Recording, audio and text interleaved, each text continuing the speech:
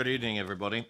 I'm just going to run through some housekeeping for the building before we officially start the meeting. There are no fire alarms scheduled for this evening. Therefore, if the fire alarm sounds, please evacuate the building immediately. The fire exit is located at the rear of this room. Go down the stairs and meet in the War Memorial Park. Please note that this meeting is being webcast live on the internet. The webcast is also published on YouTube after the meeting, and it's been confirmed that we're up and running. Please can all members and public switch their phones off or to silent.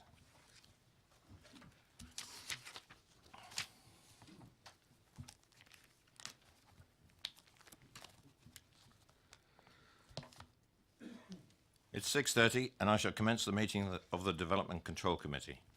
For the benefit of the members of the public attending, I would like to explain who everybody is around the table. My name is Councillor Paul Miller and I am the chairman of this committee. Down the sides of the table to my left and right are councillors who sit on this committee and who will be making the decisions on the applications before us this evening. Immediately to my left and right are the officers who will be advising councillors. In addition, I would like to explain that the Development Control Committee is a regulatory committee and not a political meeting. The committee will be examining the evidence brought before us tonight and will make decisions based on planning reasons. We are guided by national and local planning, policy and guidance. May I ask all speakers, including visiting members, to speak clearly and to return to their seats once their presentation is complete and following any questions from the members. No further dialogue between members of the committee and speakers will be permitted once questioning has finished.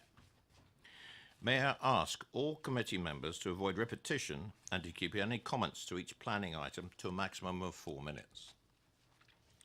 I understand that planning can be emotive and ask that everyone remains polite and professional throughout the evening. And so speaking that the officers are here to guide us, I'd like to just introduce to the committee, we've got Debbie here from Legal Services, and this is her first time advising the committee. And welcome, Debbie. Right, we'll start off on the agenda. Apologies for absence and substitutions. I think we've got a couple. Yes, Councillor Harvey. Councillor Jay Westbrook is replacing Councillor Potter this evening. Thank you. Councillor Radican. I am replacing microphone, please, sir. I'm replacing Councillor Donald Sherlock for this meeting only. Thank you. Councillor Richards. And I am replacing Councillor David Leakes for this meeting only. Thank you very much. Declarations of interest. Councillor Richards. Yes, the first item on the agenda, the one relating to Bishopswood Golf Club, that's in my ward. I will be speaking as a ward councillor and therefore will not be participating in the vote. Okay. Thank you.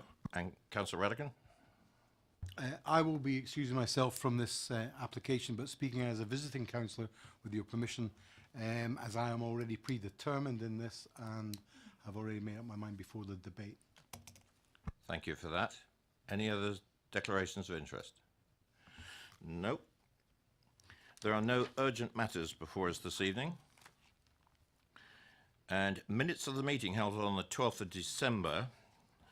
The minutes of the meeting held on 12th of December 2018 will be included in the next Development Control Committee agenda on the 6th of February.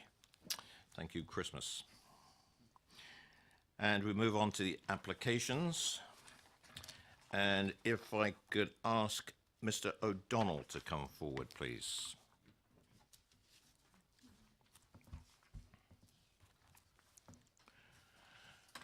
Good evening, Mr. O'Donnell. If you'd just like to take a seat, and we'll get the officers to introduce the application, and I'll call for you in a minute or two. Officers. Thank you, Chairman.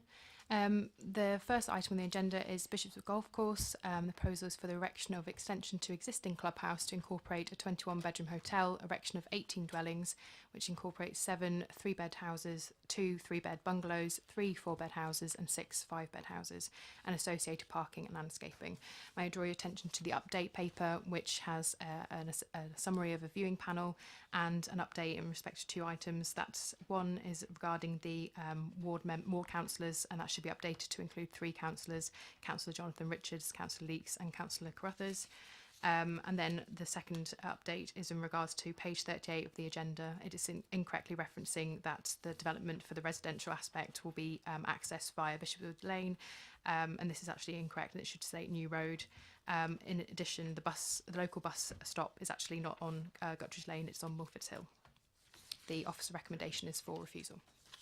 Thank you. Thank you. Mr. O'Donnell, you have 4 minutes. The microphone button is on the base of the microphone stand.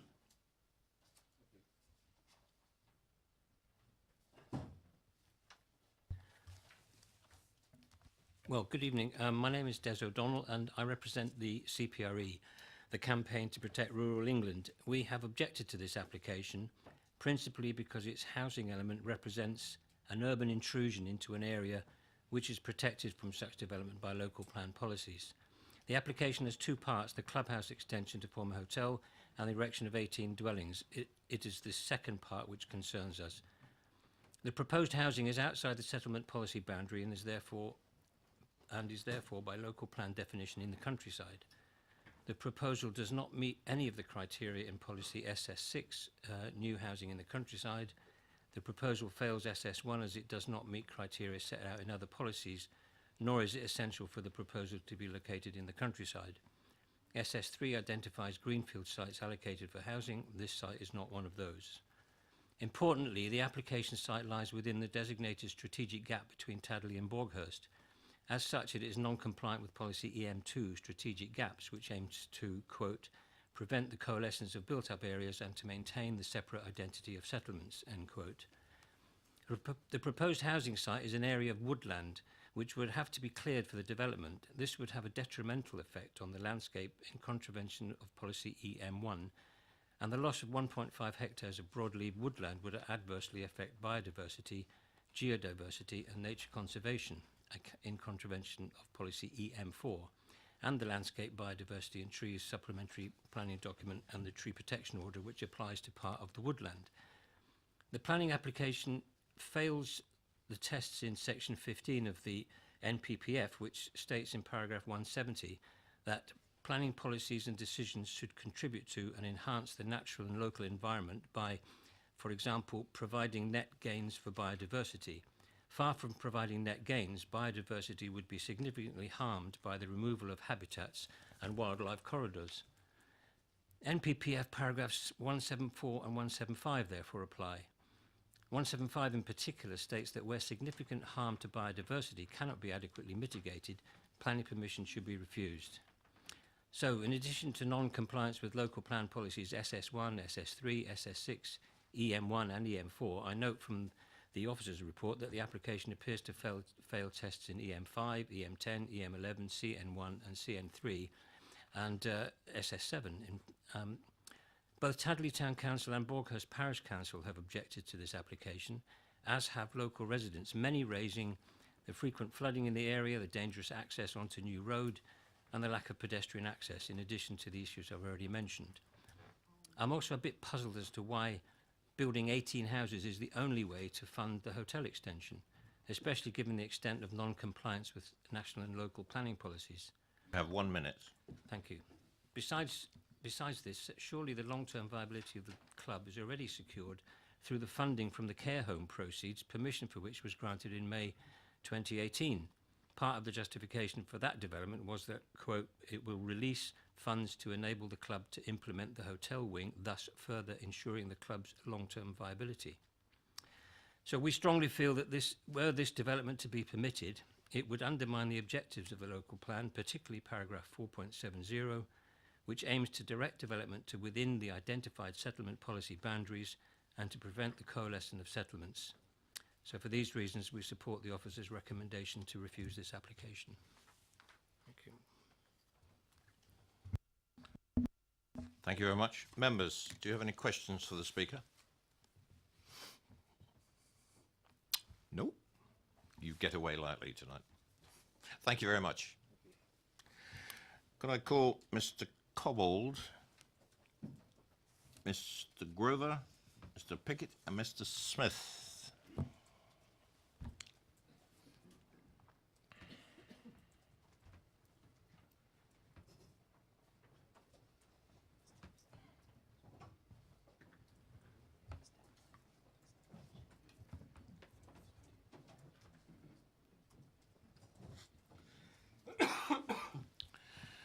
Gentlemen, you have 4 minutes. How you wish to distribute that 4 minutes among yourselves, I leave it to your organisation, and off you go. I was a member of the Professional Golf Association for over 30 years, and for the Sorry, could past... I ask you, could you identify yourself? Kevin Pickett. Thank you very much. I was a member of the Professional Golf Association for over 30 years, and for the past 9 years I've employed as the General Manager at Bishopswood. It's without doubt that my understanding of the business model at Bishopswood is a very experienced one. We are open to the general public, and being a community-based leisure facility, we want to carry on providing this service. I've identified that we need alternative revenue streams, conference, weddings and functions to support the business. Over the past 3 years, there's been a decline in our wedding and functions business, mainly due to the lack of accommodation provided in Tadley. The hotel would allow us to grow our wedding and functions business by having an all-in facility and access to golf and leisure break business, thus encouraging persons to stay with us and enjoy and invest in the surrounding areas around Tadley. The additional hotel accommodation would require us to employ more local staff. What we can achieve with the hotel development is without doubt a secure business footing for Bishopswood and a secure future, ensuring an excellent leisure facility remains in the community, along with much needed accommodation for the surrounding area. My name's Martin Smith. I've been a member of Bishopswood Golf Club for over 30 years, and I'm currently the junior organiser. Family golf is very much encouraged, which is possibly why we have more juniors participating in coaching compared to most of our surrounding clubs. We are very keen to support all ages new to golf. Group coaching sessions are, for example, provided to the Hurst School, Tadley Cubs, men and women new to golf, and of course boys and girls from the age of 5.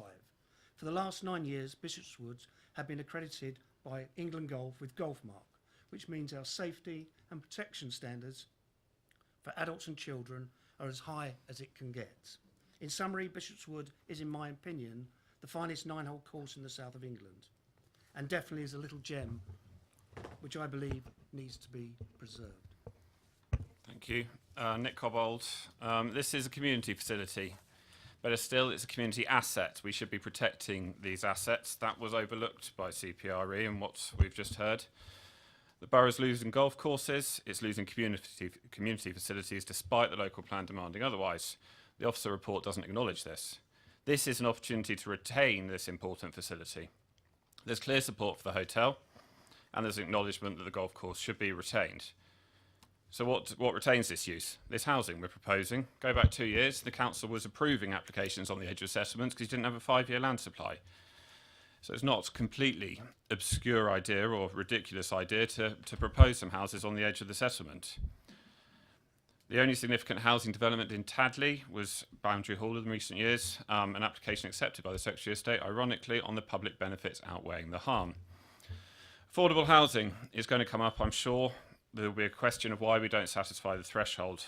Social housing is aimed at ensuring developments undertaken for profit make a contribution to society. You have 1 minute. It keeps a lid on developer profit. This is a not-for-profit proposal. If you want affordable housing to be provided on site, then another 40% of houses will have to be provided, so another 8 houses.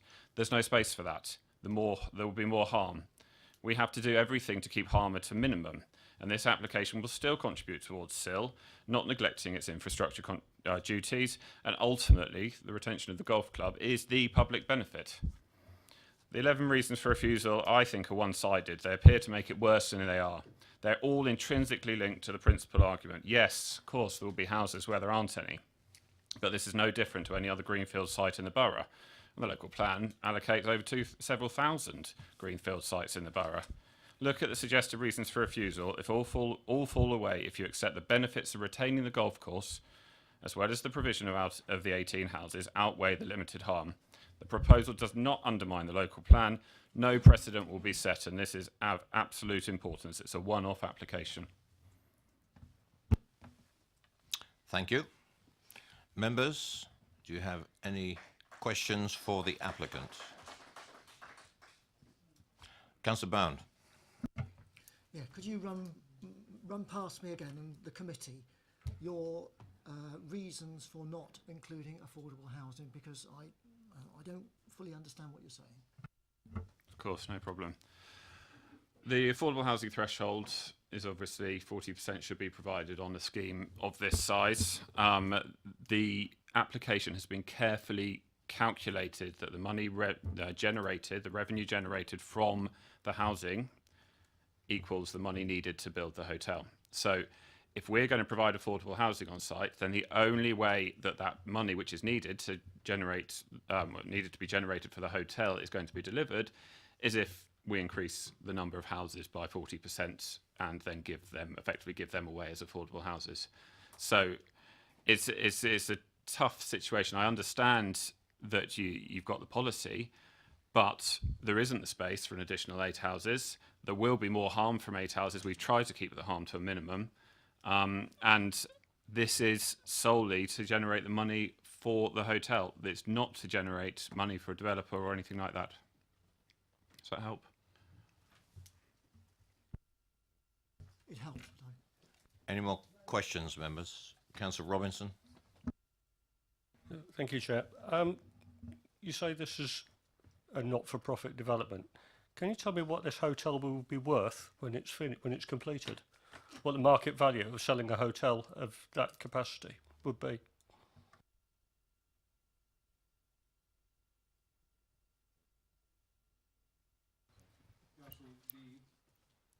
The workings are based on the income from the hotel to fund the club rather than it being an asset for the future sale.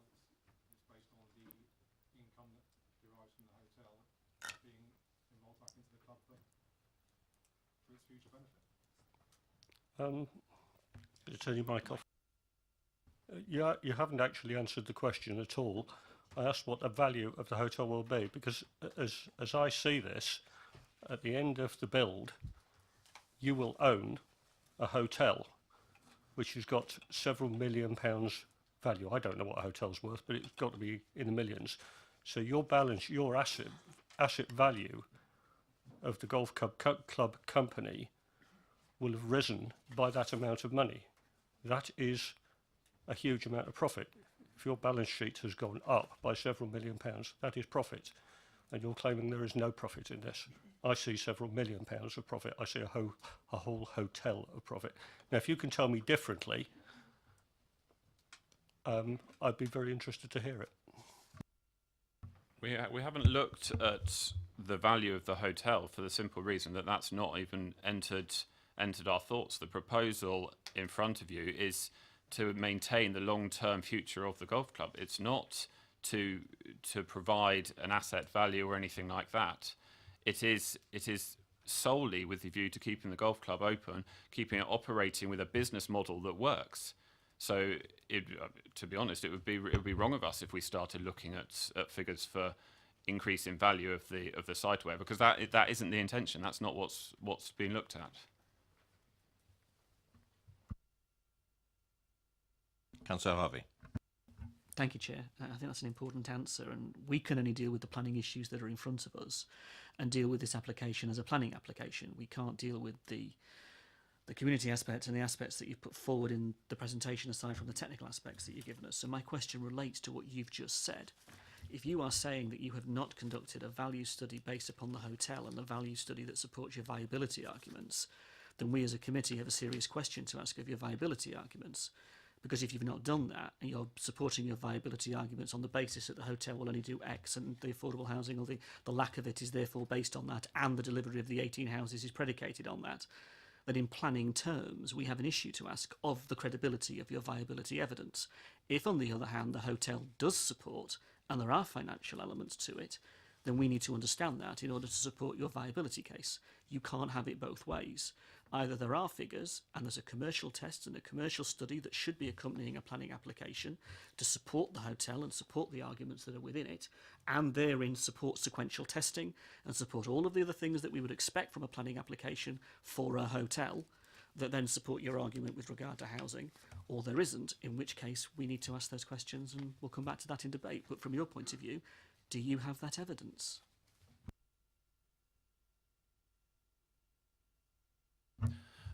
Yes, a viability report has been submitted with the application. Have you? I hope you've seen it. Have you seen it? Okay. Okay. Yes. So the viability. The viability report has been submitted with the application. It has been independently reviewed by a consultant recommended by the officers. That came back and said that actually pretty much the figures were right. It was going to generate, the housing was going to generate the amount of money needed to build the hotel. That is the importance of this proposal. That is the question. So I hope that answers your question. Councillor Westbrook. Yeah, thanks. Can I just ask, obviously you talk about building the 18 homes and the hotel is based upon that, but is there a guarantee that you will build that hotel?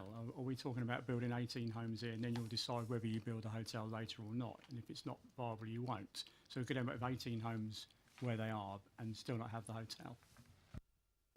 No, there's no chance of that, because if you do support the application tonight, then your recommendation or your decision will be to approve subject to a legal agreement. That legal agreement will put a legal obligation on the golf club to build that hotel. Any other questions, members? Gentlemen, thank you very much. I'd like Councillor Radigan to come forward, please, as a visiting member.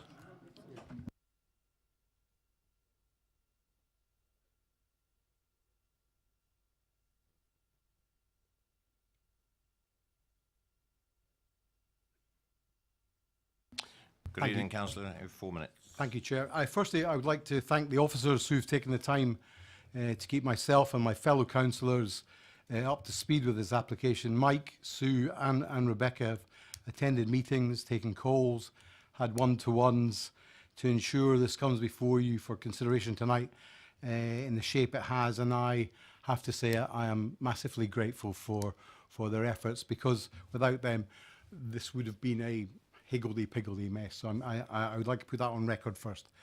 As I look around this room, I know that we have a fair and open-minded councillor selection here who can see beneath the bonnet of this application and see what it's really driving towards. You may be asking why a Kingsclere councillor has interest in this application. I have to say I've been badgered by 3 of my own residents who are members there, so I just want to put that on record. Paul and Nick, you might find that this doesn't fit with the local plan, and I'm not trying to shoehorn this into the local plan by saying this works, and I totally accept some of the things that Mr. O'Donnell has said.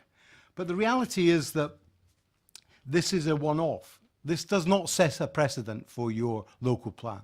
There are no other Bishopswoods. In fact, there might not even be other golf courses in 10 or 15 years' time. I have already just heard that another golf course very close to Basingstoke is in financial trouble today. Paul, Mike, you would normally be concerned with the lack of affordable social housing on this. The number of houses on this development is the minimum to provide the capital to build the hotel. It is in the support of an ongoing community facility as the golf club. If this was a community centre in Norden or Buckskin, and they were building houses to support a community project, you would be manning the barricades to have this approved. You would, because that's what you're like. Community facilities are important to you, but it's also important to the rural community who have less than you. They don't live in the town. If you look at Tadley, what it's got, it is lacking in many things. Councillor Bound, you've been a teacher for many years. You're at the heart of a community. The golf course is at the heart of the community. For hundreds of people, they use that as their leisure facility. These are all relevant to why this is completely different from anything else. If you look at the reasons for refusal, you've got to say you are losing, or you're having the possibility of losing this community facility as reason number one. 2, the legal agreement. We've heard that can be put in place to match, so as they build the houses, they can build the hotel. You can have that as part of your... There is item 3, it's an exceptional site. It's within the countryside, but lots of places are on the edge of settlements. This committee approved the planning permission in Ashford Hill that was on the edge of a community and caused no end of problems. It happens. This is the minimum that can be done to provide this. This is a hotel that will provide jobs. You've got a minute left. Yeah, communities, infrastructure. This creates a balanced and mixed community. That's what you're asking for in what you do in your local plan. Will there be green open space? Well, the fact that you're not having to plough over a golf club for farming means that there's an open space, and those trees are not going to be lost to the community. Because that's what could happen. It could be farmland. The justification is this, that we can have something within Tadley where normally you don't get. But I was here when we approved Boundary Hall with all the objections from AWE. The strategic gap is going to be held not just with where the housing is, but because there's a golf course there. The trees will remain, the open countryside will be there. There is no threat to Tadley on this. Could you wind up now, please? The conservation area will be preserved, and I believe that this is an exceptional site, and you have to make an exceptional decision this evening. Thank you.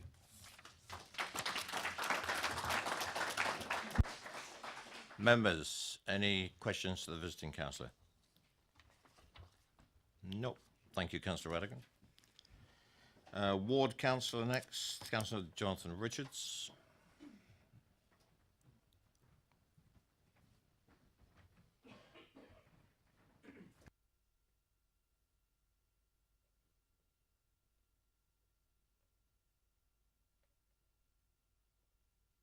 Evening, Councillor, you have 4 minutes.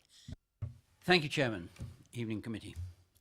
I would like to take this opportunity of commenting on this planning application as in the shoes of the ward councillor representing residents of Tadley Central, and in particular because the various comments that I've received from them. The first point I would like to make is that Bishopswood Golf Club provides an excellent leisure recreational facility for Tadley. There is a golf course itself, of course, albeit only a 9-hole course. There's a golf driving range, and there's a clubhouse, which in recent times has been extended such that it can cater for social functions such as weddings and business meetings and so on. I very much hope that this facility will continue to provide a service, and perhaps an enhanced service, to the residents of Tadley. Part of the application is for the construction of a 21-bedroom hotel. This would certainly enhance the club's facilities and its value to the community.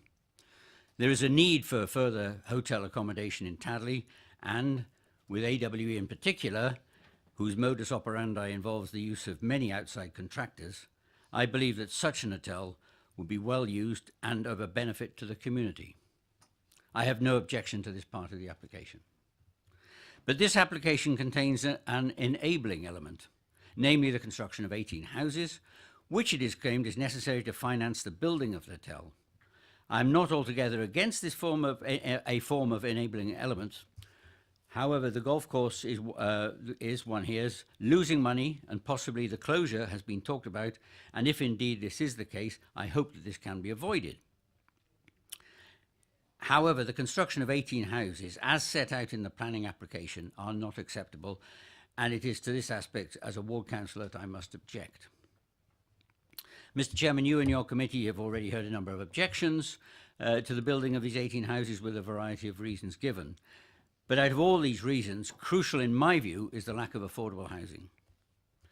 In Tadley, we need more houses, but a proportion of these must be affordable, and this is a clear policy of our borough council. Further, when considering affordable housing, I do not believe that the proposed housing mix is appropriate. Normally, when building a new hotel, for example, one would expect to go to a bank or a backer to borrow money for its construction and, of course, agree with the lender how the loan is financed and over what period it is repaid.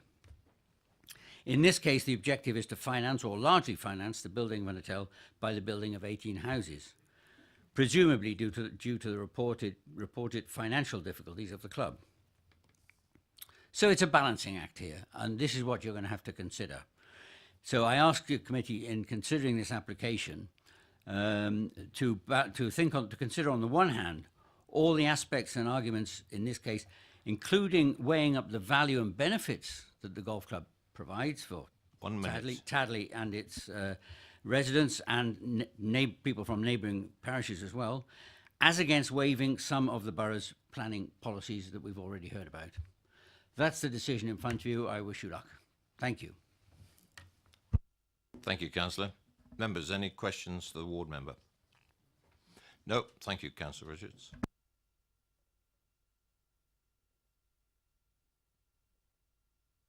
No more public speaking. Members, questions to officers. I'll start on the left and work around. Councillor Westbrook. Chair, on page 41 of the report, states that the tree officer requested a tree constraints plan and a tree impact plan to record the trees proposed to be removed. And it goes on to say that there wasn't one. I just wonder if that's changed or if that's still the case, it hasn't been produced. The tree is it a constraints plan? Sorry, Yeah, remove. Sorry, yeah. Sorry. Constraints plan and tree impact plan. It talks about a removal plan that was there and protection plan, but it specifically states the constraints plan and tree impact plan. Some of that is to do with obviously future following the build, you know, and what could happen. So that's if you've got that bottom of page 41, that was. Yes, those information had been submitted and had been reviewed by the tree officer. However, they did not consider that the information submitted was sort of substantial enough to be able to make a judgment. So they refused on the grounds of the information being inadequate in terms of its depth and the information submitted. Councillor Harvey. Thank you, Chair.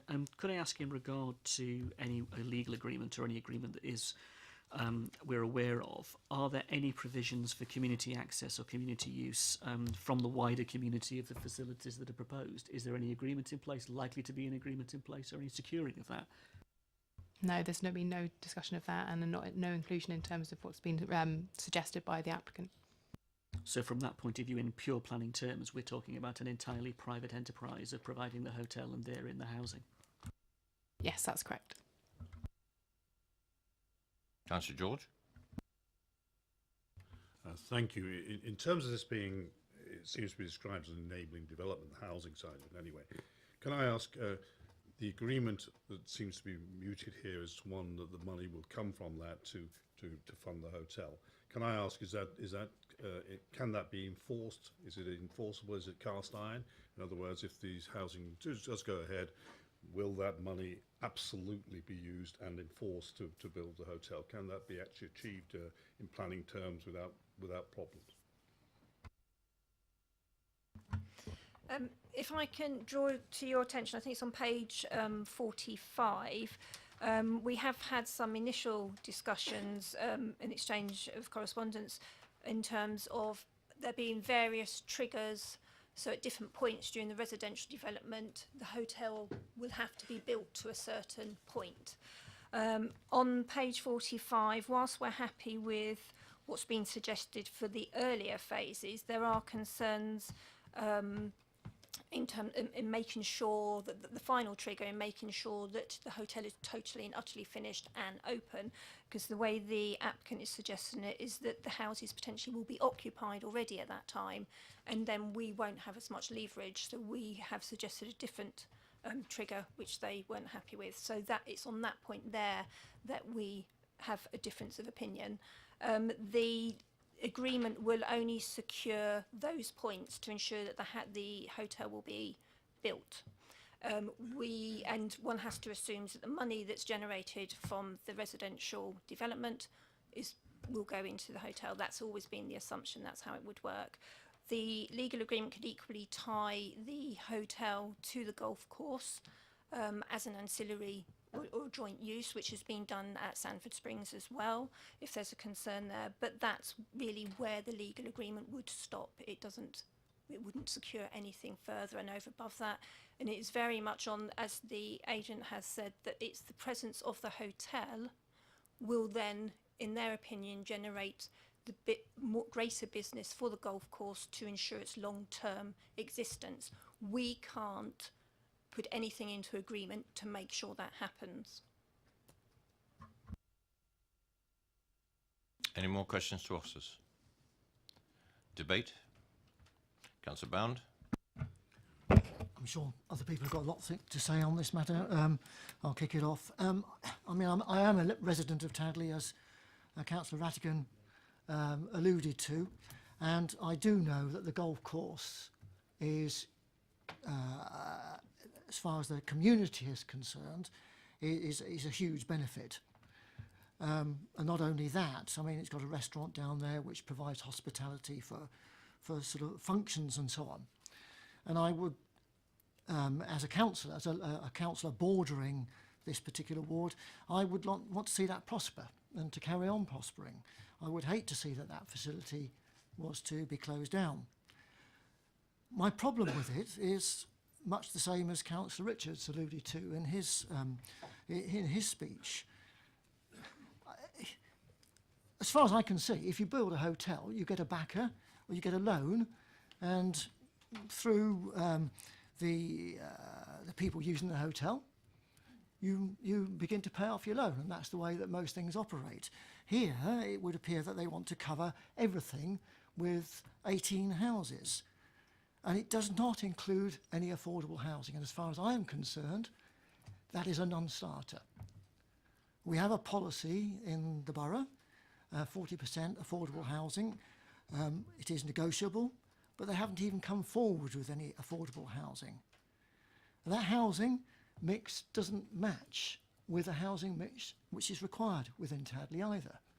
It's housing sort of 5, 4 and 3, and the housing mix does not meet the needs of people of Tadley. And for that reason, I cannot support this application tonight. I'm supporting the officer recommendation. I can't support the application. Understood. Okay. You looked a bit taken aback, but Well, I thought I'd put it's it. a question of words, that's all. Councillor Goodison. Thank you, Chair. I think I largely agree with Councillor Bound. I think the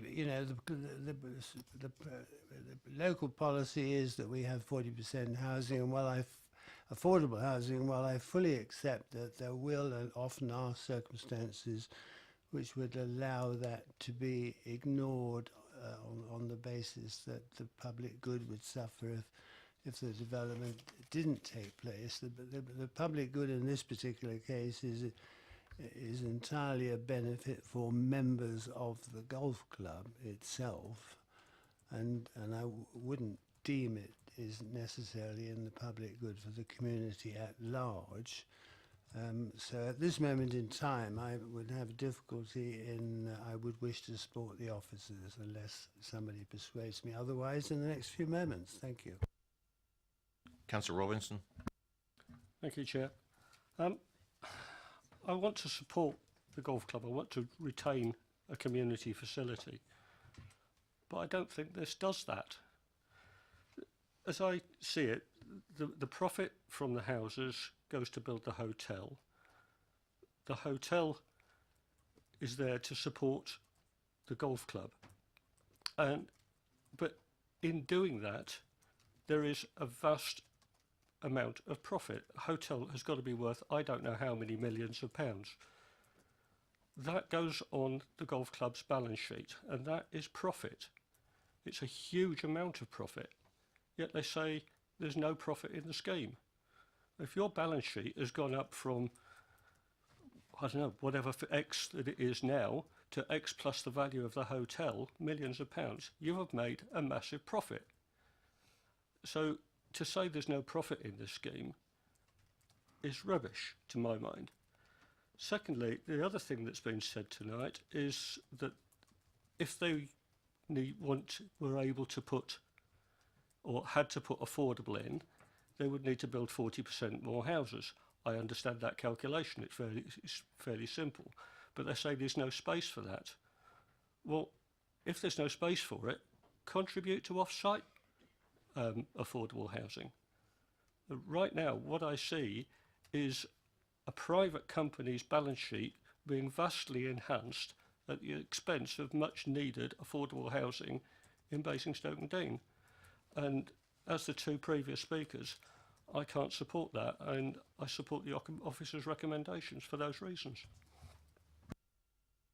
Thank you. Councillor Westbrook. Thank you, Chairman. I think Councillor Rattigan might be 50% happy with me, as I don't have an issue supporting the hotel proposal, but I do have an issue with the proposals to erect 18 new homes. Although there are a number of reasons for refusal in relation to the erection of these homes, I feel it fails on three in particular. Firstly, although the proposal site sits adjacent to the vast open space of a rural golf course, ironically, it doesn't look to provide any of its own, be that on-site open space or an off-site contribution to offset the shortfall. As a council, we know the value of that open space to our residents following a recent review and strengthening of our green infrastructure strategy. Therefore, it's contrary to policy M5 of our local plan. Secondly, the housing proposal is clearly marked by yellow tapes on our site visit.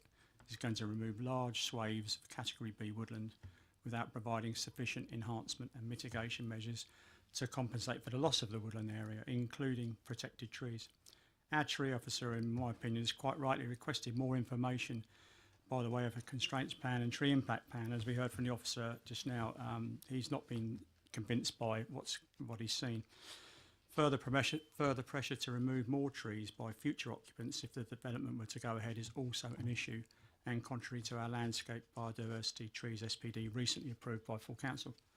And finally, Chair, to not provide any affordable housing whatsoever, either on site or by way of an off-site contribution, as Councillor Robinson has just mentioned, is a complete failure to fulfil one of the fundamental policies of our local plan, and I cannot support this application, and I support the officer's recommendation. Thank you, Councillor. Councillor Harvey. Thank you, Chair. If we as a committee wanted to support this application, and if that was an argument that was being made, we would have to come up with the material reasons to overturn the officer's recommendations for refusal. And they are substantive and many. It isn't as if we're just dealing with one or two. There is a list, as long as your arm here, of policy after policy after policy in the local plan that this particular application doesn't meet. And the officer's arguments are convincing, because it's not just about the affordable housing, as important as that is. It's also about the open space, about public accessibility. There are transport issues raised in the paper. There are a whole raft of reasons outlined in the paper why this particular application, in the way it is set out, doesn't meet our local plan or pass the planning policy tests that we as a committee have to apply. That is why the officers have recommended what they've recommended. Can we find the evidence within this report or within the application to overturn that? No, I don't believe we can. Therefore, what are we dealing with? We're not dealing with a community facility. That is clear. If it was a community facility, we would have clear agreements in place where members of the wider community, through public good, would be able to access the facility and use it as such. They don't. Those agreements are not in place, as far as the evidence that we have presented are. Therefore, we're dealing with a private enterprise. How does that private enterprise want to go about its business? Well, it needs its business model through a hotel to be sustained by the housing. That hotel, as far as we can see, has no sequential testing. The viability elements are being questioned, and the answer to the question I posed wasn't an answer. And I don't particularly appreciate the answer that came back in the way it did anyway, telling me I should have read the report in the way I do, because I have. And I found that quite insulting. But the appropriate point is, if that viability point is there to be listened to, the case needs to be made. And it wasn't. And that's a really serious point. If we then take on board the wider 106 agreement that the officers could have got to, well, even then they're not there on that, because those negotiations are still ongoing. Either the application is premature because they've got there with a lot of the detail and a lot of the evidence, in which case the arguments may be materially different. We can only judge what's in front of us. What is in front of us is an application that doesn't meet the local plan, and it doesn't meet planning policies, and therefore on the basis of that I would support the officer's recommendations for refusal, and I would move as much. Thank you. I've got no more speakers for debate. It's been properly moved. Do I have a seconder? Councillor Westbrook, thank you. Been properly moved and seconded for refusal. All those in favour of that recommendation?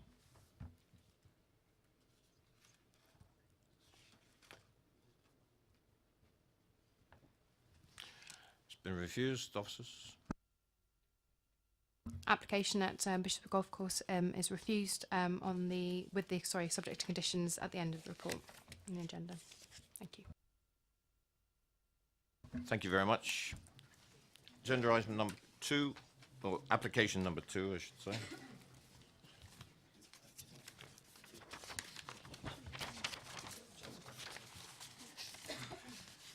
Does somebody else need?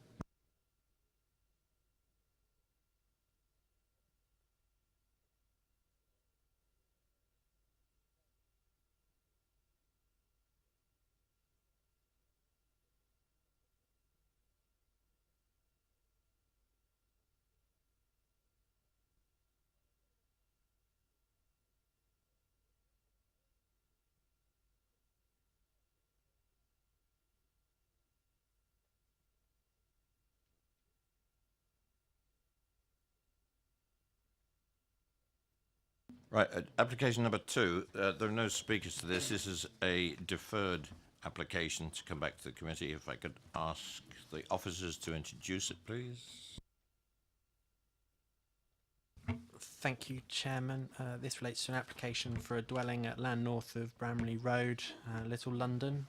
There is an update paper for the application, and that just confirms, in respect to the planning history for the site, the decision made at planning committee previously in respect of the adjacent proposal for a storage site for caravans and mobile homes, and the enforcement action in respect of that and the fund that surrounds the site, and provides details of additional correspondence between the applicant and the case officer and the agent and the case officer, and provides a summary of the position that's set out in the agenda paper, which confirms, following the reason for deferral in respect of the applicants and the agent and the case officer continuing dialogue in respect of whether the site forms previously developed land or not, confirms that the position has not changed and officers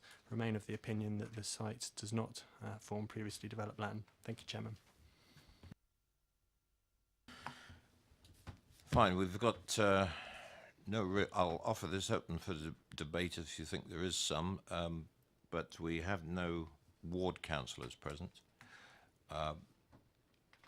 Is there any comment on the introduction by the officers on this deferred application? Councillor Janet Westbrook. Thank you, Chair.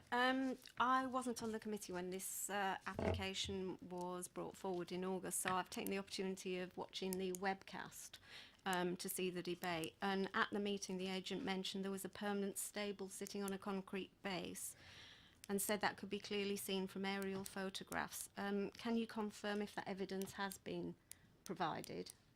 And secondly, also in the meeting, guidance was given by officers to the effect that it wouldn't be a safe decision to approve this application without evidence of it being previously developed land. And I guess what has just been said reiterates that. Is that correct?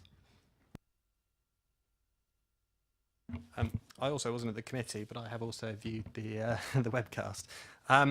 The agent applicant were invited to provide evidence of a structure being situated on the site.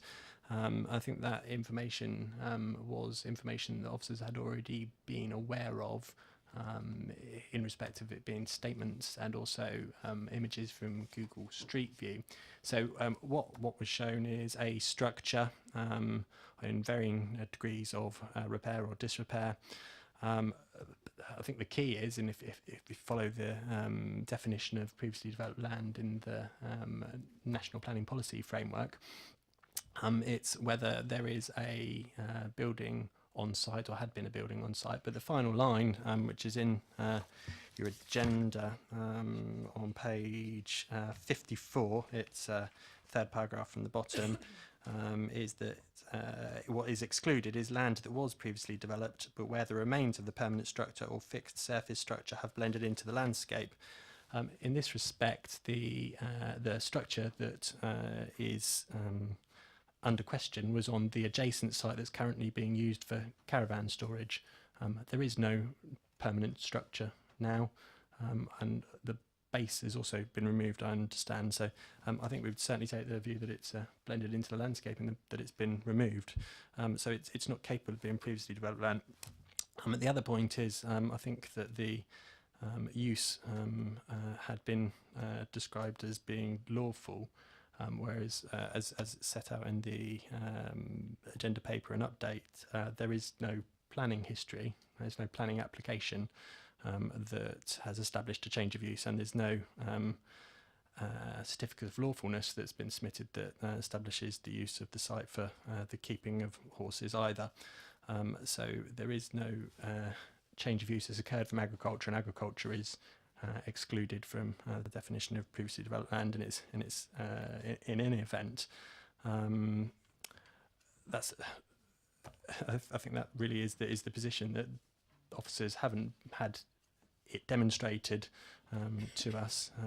It's not clear and unambiguous that the site is not in agricultural use, and also, as I said, that there is no current structure on the site that could establish that it's previously developed land. So that's why we have our officer recommendation as it is. Thank you. Councillor Mike Westbrook. Yeah, thank you, Chair. I just want to question back, because Councillor Miller mentioned at that meeting that we were talking about, because obviously we had the two agenda items on that evening, and the structure, I think, was in what was the caravan park. But I do appreciate from what was being said before that if you go back to Street View 2009, that was, I think, if you go look at that Street View, as one field. So if there was a structure, it would have been in the one field where this now sits, to be fair. But on the other hand, this report, which is what I'll ask you to clarify, talks about, if it was a structure, about the curtilage, which is important in the NPPF in regards to previous developed land. Can you explain, even if there was a shed there or a building or a structure there, what the curtilage is in relation to the size of that? Because my idea of that is it's not massively in the field, it's around the actual structure that you could see in 2009. So just for clarification, really. Yeah, certainly. So a curtilage is normally taken as being one small intimate area around a building. As you say, the site previously was one large field with this structure in it. A curtilage could extend to the whole of the field, and the applicant agent had provided an appeal example that showed elsewhere that there were stables and a menage, and that the rest of the field associated with that was the curtilage for that. My colleagues who have visited the site have taken a different view in respect of this site, that actually here with a much smaller structure, that the site the curtilage of the site didn't extend to the whole of the much larger field associated with it, but without the benefit of visiting the site back at that time, I wouldn't draw a different conclusion from the conclusion that they've reached. But if members wanted to, they could, as the agent said. Any other comments? I move from the chair to accept the officer's recommendation. Seconder, please. Councillor Harvey, thank you. Moved and seconded for refusal. All those in favour?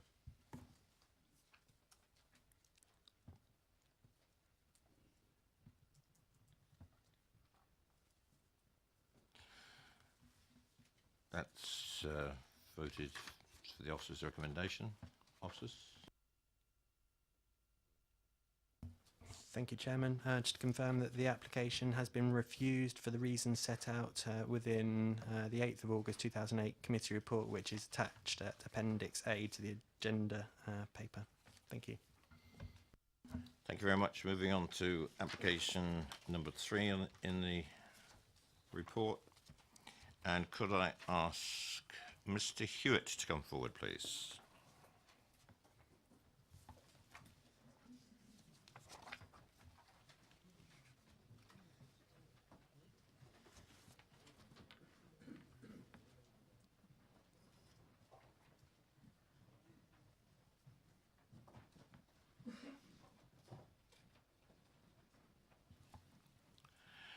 Good evening, Mr. Hewitt. Mr. Hewitt? It's all right. And could I ask who's with you? Oh, this is Barbara. I'm Barbara Bedford. I'm the parish clerk. Okay, thank you very much. Mr. Hewitt, you have 4 minutes, or if the parish want to include it, because we don't have you down as the...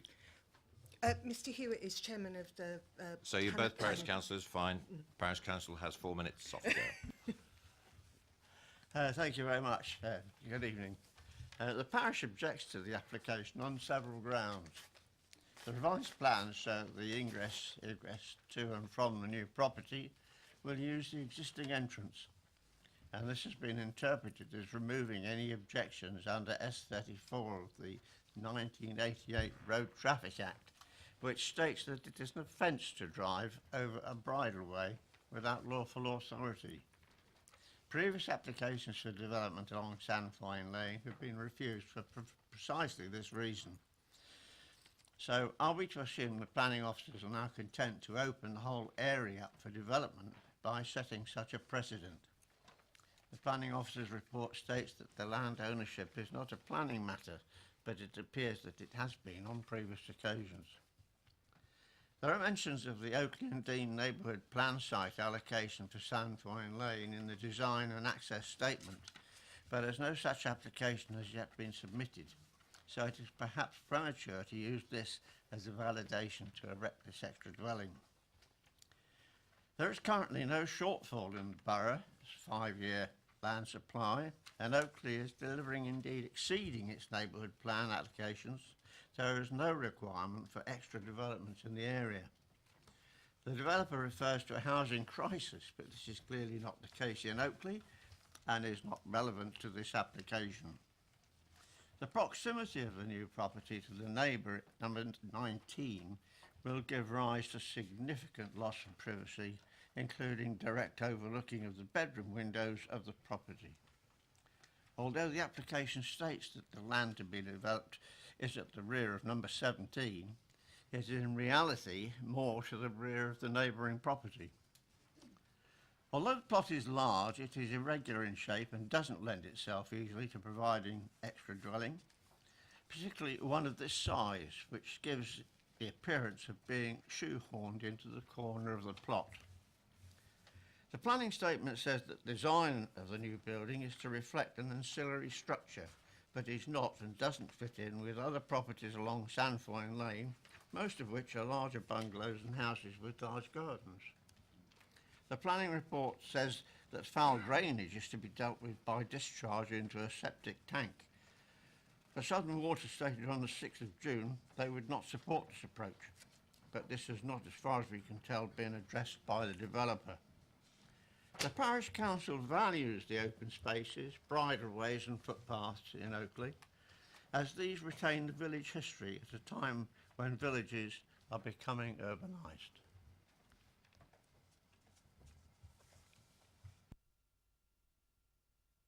That it? Well done. Yes, well within the time.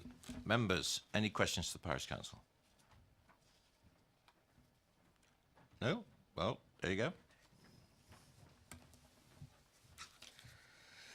Mr. and Mrs. Cave, please.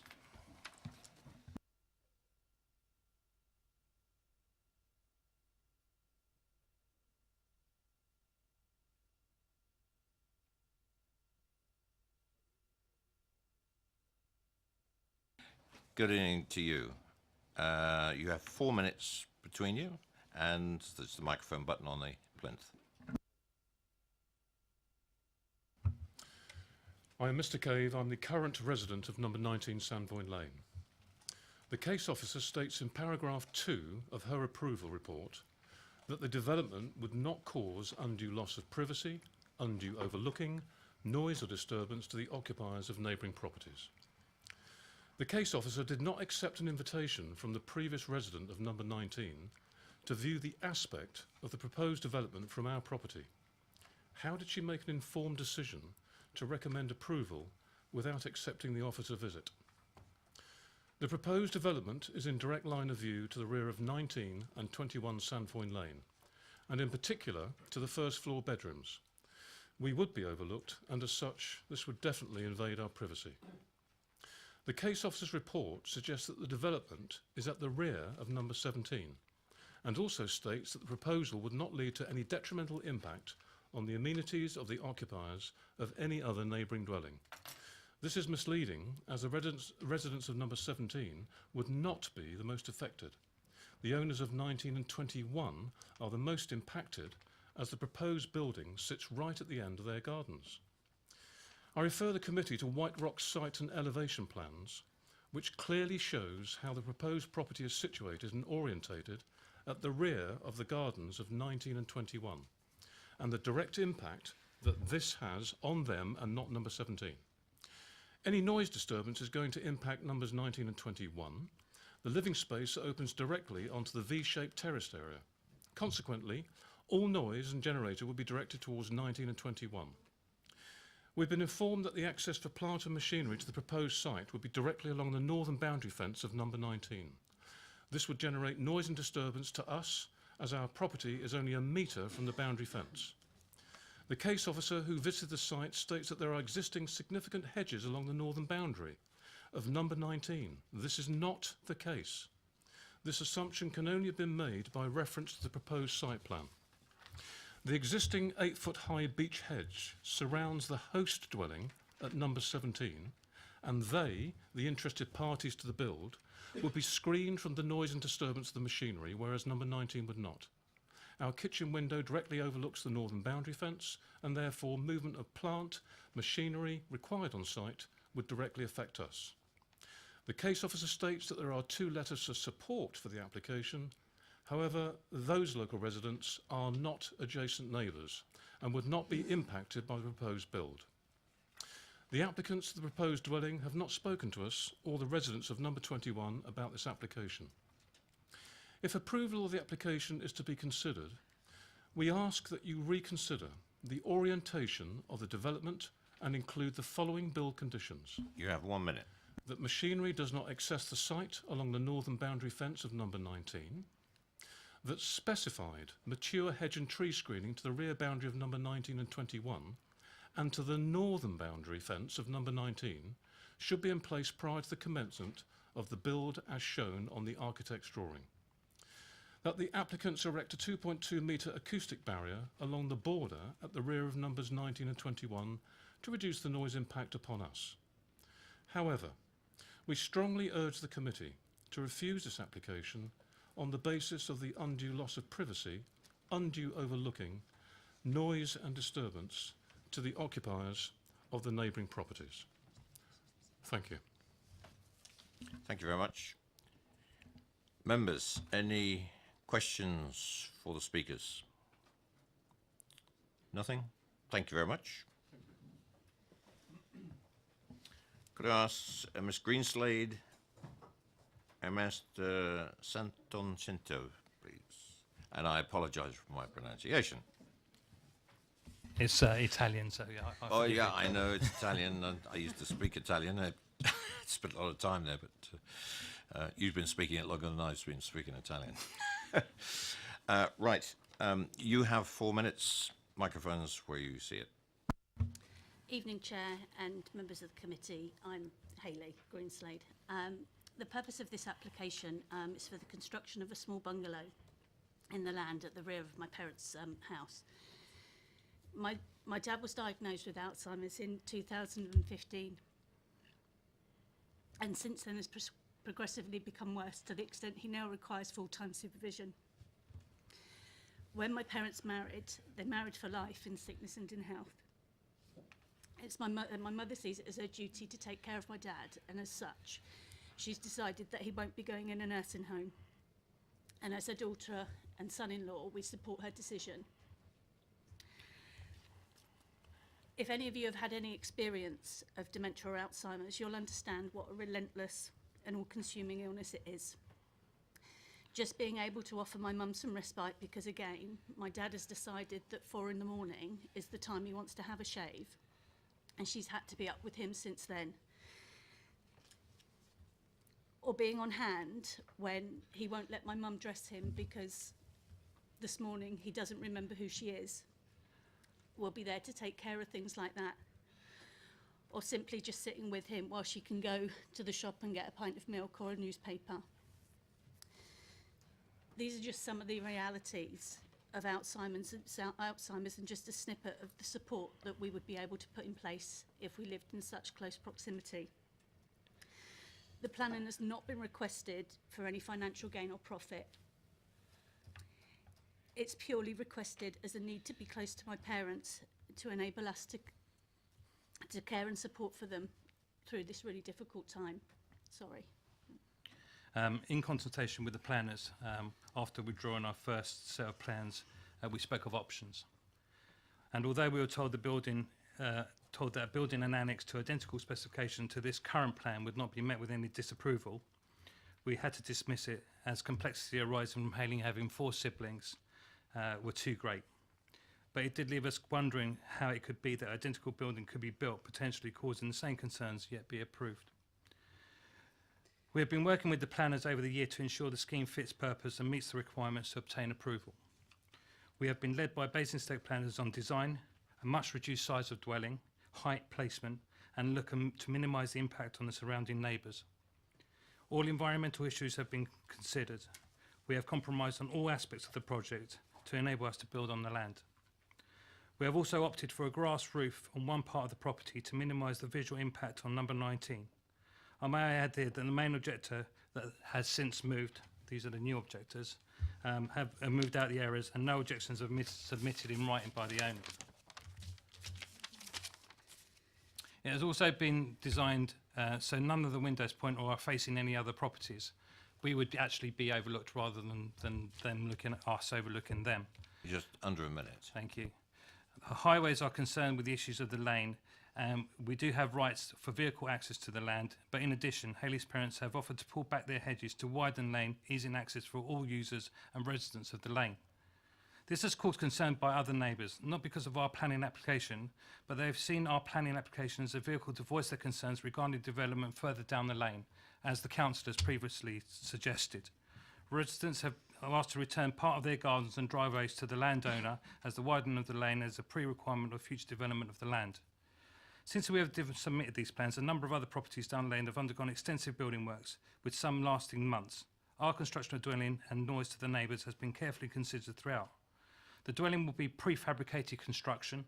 Most will be constructed off-site, and we're told that the main structure of the dwelling will take a maximum of 4 weeks, keeping the noise and construction traffic down to a minimum. If you could wind up, please. Yeah, of course. There have been concerns regarding traffic increase, and other people in our family. We have only two adults, so there'll be a limited traffic increase. Please bear in mind that access to the land at the top of the lane will not be driving past our property, and rights to access have also been granted. Finally, we ask you to consider this application to place yourself in our shoes and think of our future and our family's needs. We're not being unreasonable in wanting to support and care for our family. Yeah, could I really we now have ask to the ask you committee to follow the planner's finish up? recommendation and approve Thank you. this proposal. I had to be fairly strict on these Yes. 4 minutes. Right, questions to the applicants. Councillor Bound. Just for clarification, the car parking for the new dwelling, it's adjacent to number 17, it's not close to the dwelling itself. That's correct. Sorry, to minimise the traffic going up. So the space is wide enough to drive a car up, but because there was objections from number 19 not to drive cars past their property, we're going to park our car at number 17, which is Hayley's mum and dad's house, and walk up to the property. So we've done everything really to compromise to everyone, really, to help to get this planning application through. You would normally want to drive up to your own property, wouldn't you? Come back then. I mean, bearing in mind they're elderly people, how do they getting in and out of the property then? So number 17 is where they currently live. So where the Alzheimer, Haley's mum and dad currently live, we would be going up to the bungalow, walking up to the bungalow. This is our property that we're building. I'm just clarifying. No, Okay, okay. thank you. Councillor Harvey. Thank you, Chair. Thank you. Can I ask about the boundary treatment that was spoken about by the objector? Could you just explain your side of that and what your intentions are in that regard? So the planner has recommended that we put a noise screening up while the construction work is going on. Please bear in mind that there's already to the building on the right, that's a breaker's yard, so there's already quite a substantial amount of noise coming from the breaker's yards. We've had a noise environmental survey done. There was nothing from a noise from a dwelling that would counteract the noise coming from that anyway. So the environmental noise is just normal from normal housing. There's us and a 9-year-old daughter. We're not going to cause any extra noise.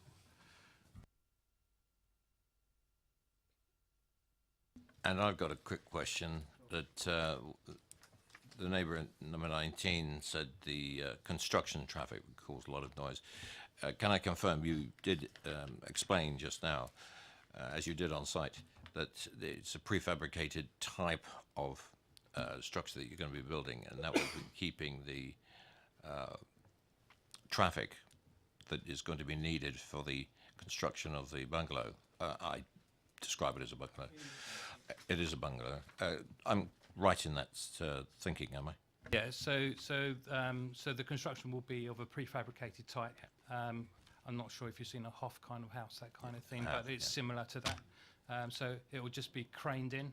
The base will be laid.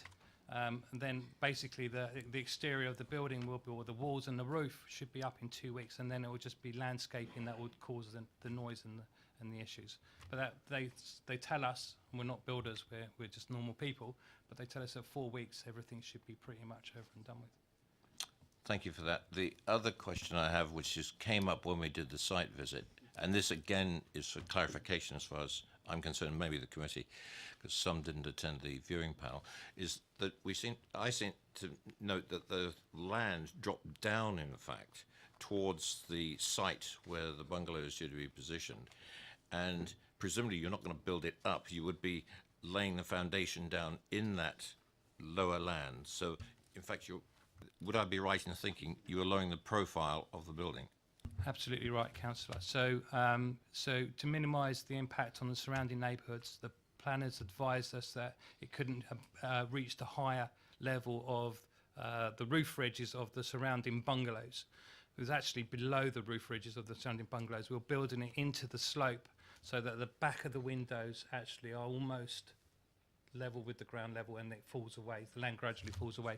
We have done a topographical survey already and have provided that to the councillors, to the planning committee, sorry. Thank you for the clarification. Anything else, members? Thank you very much. And if I could now put it questions to officers, and 1, 2, 3 on my left. Okay, Councillor Westbrook, kick off. Thank you, Chair. Yeah, I had 2 questions. One's just been answered about the soil reduction, so that's fine. The other question I had was that, do we know the actual distance from the rear of number 19 to the property that we're talking about?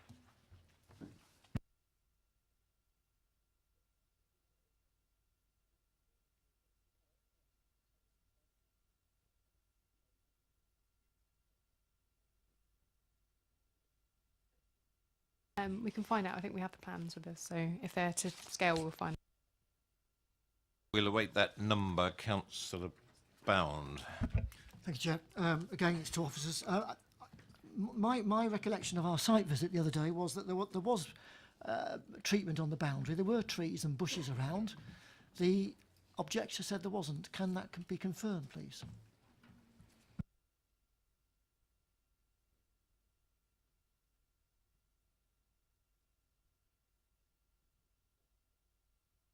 Sorry, could you repeat the question? Sorry. Remember it? Yes. If I on could our- help you, Councillor, Go on. the objectors said there was no boundary treatment on one side of it, and Councillor Bounds asking the question, asking the confirmation that there is currently some form of boundary treatment. I think that's what the question was, Councillor Bounds. Thank you. Sorry, can I confirm that the question relates to the access lane in terms of the pedestrian area that will be used for the construction traffic? Is that the area of land that you're referring to? Councillor Harvey's nodding, but No, basically it was at the end of the garden of number 19, if you like.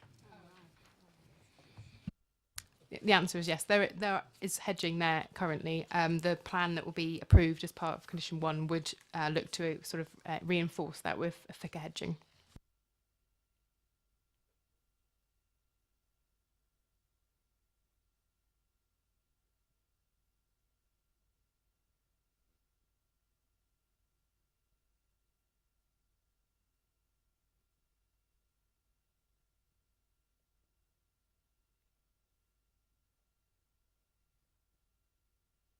Councillor Westbrook. Yeah, Chairman, I should have asked the applicant probably.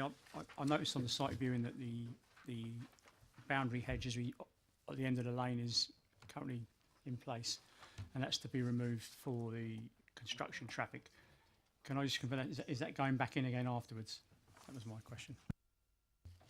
You'll note from the update paper, sorry, it wasn't mentioned at the beginning, at page 6, we've referenced the condition 5, which now states that the area of land and construction access will then be reinstated, area of land and the construction access will then be reinstated post completion, and the landscaping will then be restored.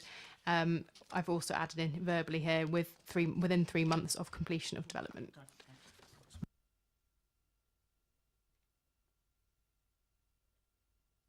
In respect of the distance between the rear of number 19 and the new development, it's a rough distance of about 25 metres. Councillor Radigan. If I could ask about the foul drainage, is it going to be some sort of clogister with a clean water drain off, or is it going to be a retained septic tank at which a lorry will have to come up and clear out, or what is it going to be? How will you condition that? Currently, the condition is number 15. It's saying notwithstanding the submitted details, no development should commence on site until details of the works for disposal of sewage have been submitted to and approved by the local authority. So we're asking them to provide further details to the septic tank. Can I also ask where you would hope to site it on the? It's quite a large plot. Where would you hope to site that? Have you got ideas where you would site that?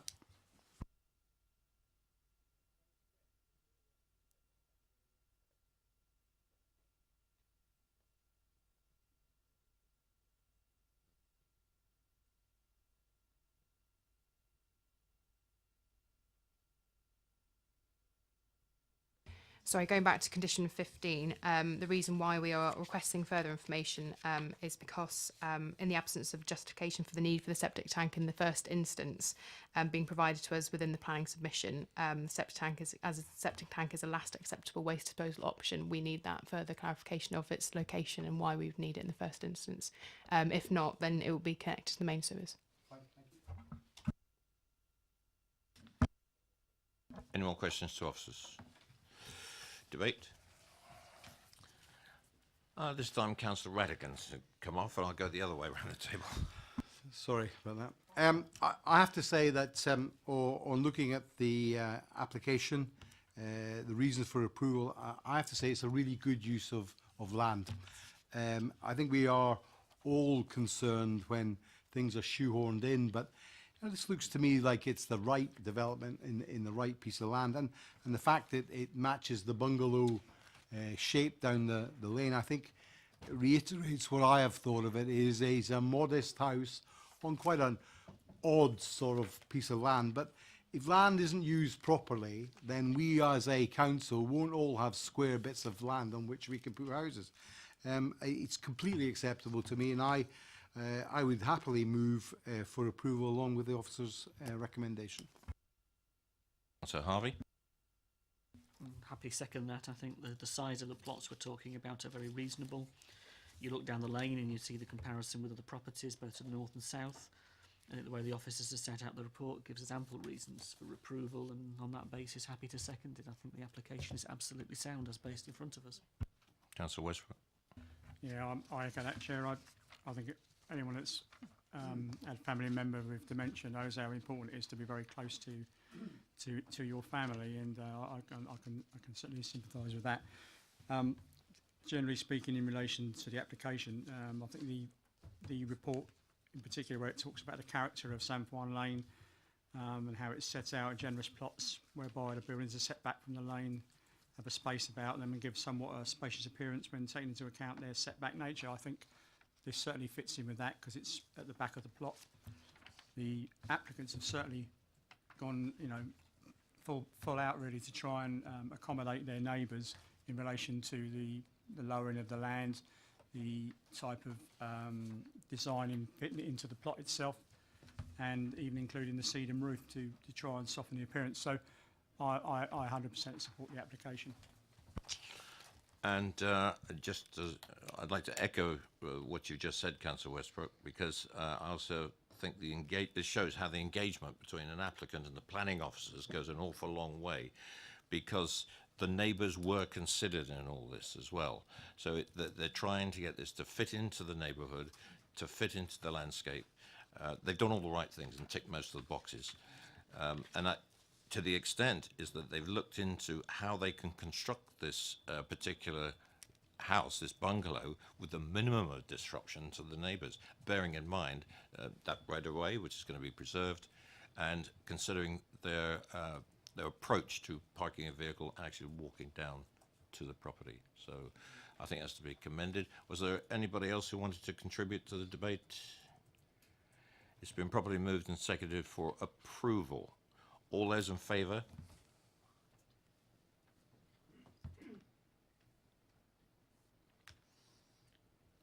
Thank you. It's approved. The item will be approved, subject to the conditions at the end of the report, and also those listed in the update paper on page 6. Members, we're going to be moving on to item number 4. Could I just give you a heads up? When we get to item number 5, between now and then, if I give you a couple of minutes, I do want you to read the update report for item number 5, because it is relevant and it would save the officers going through an awful lot of presentation to you. I'll leave that to your own devices. You've had a chance to look at the update paper, but I'd like you to focus on item number 5. Item number 4, if I can ask Ms. Armstrong to come forward, please.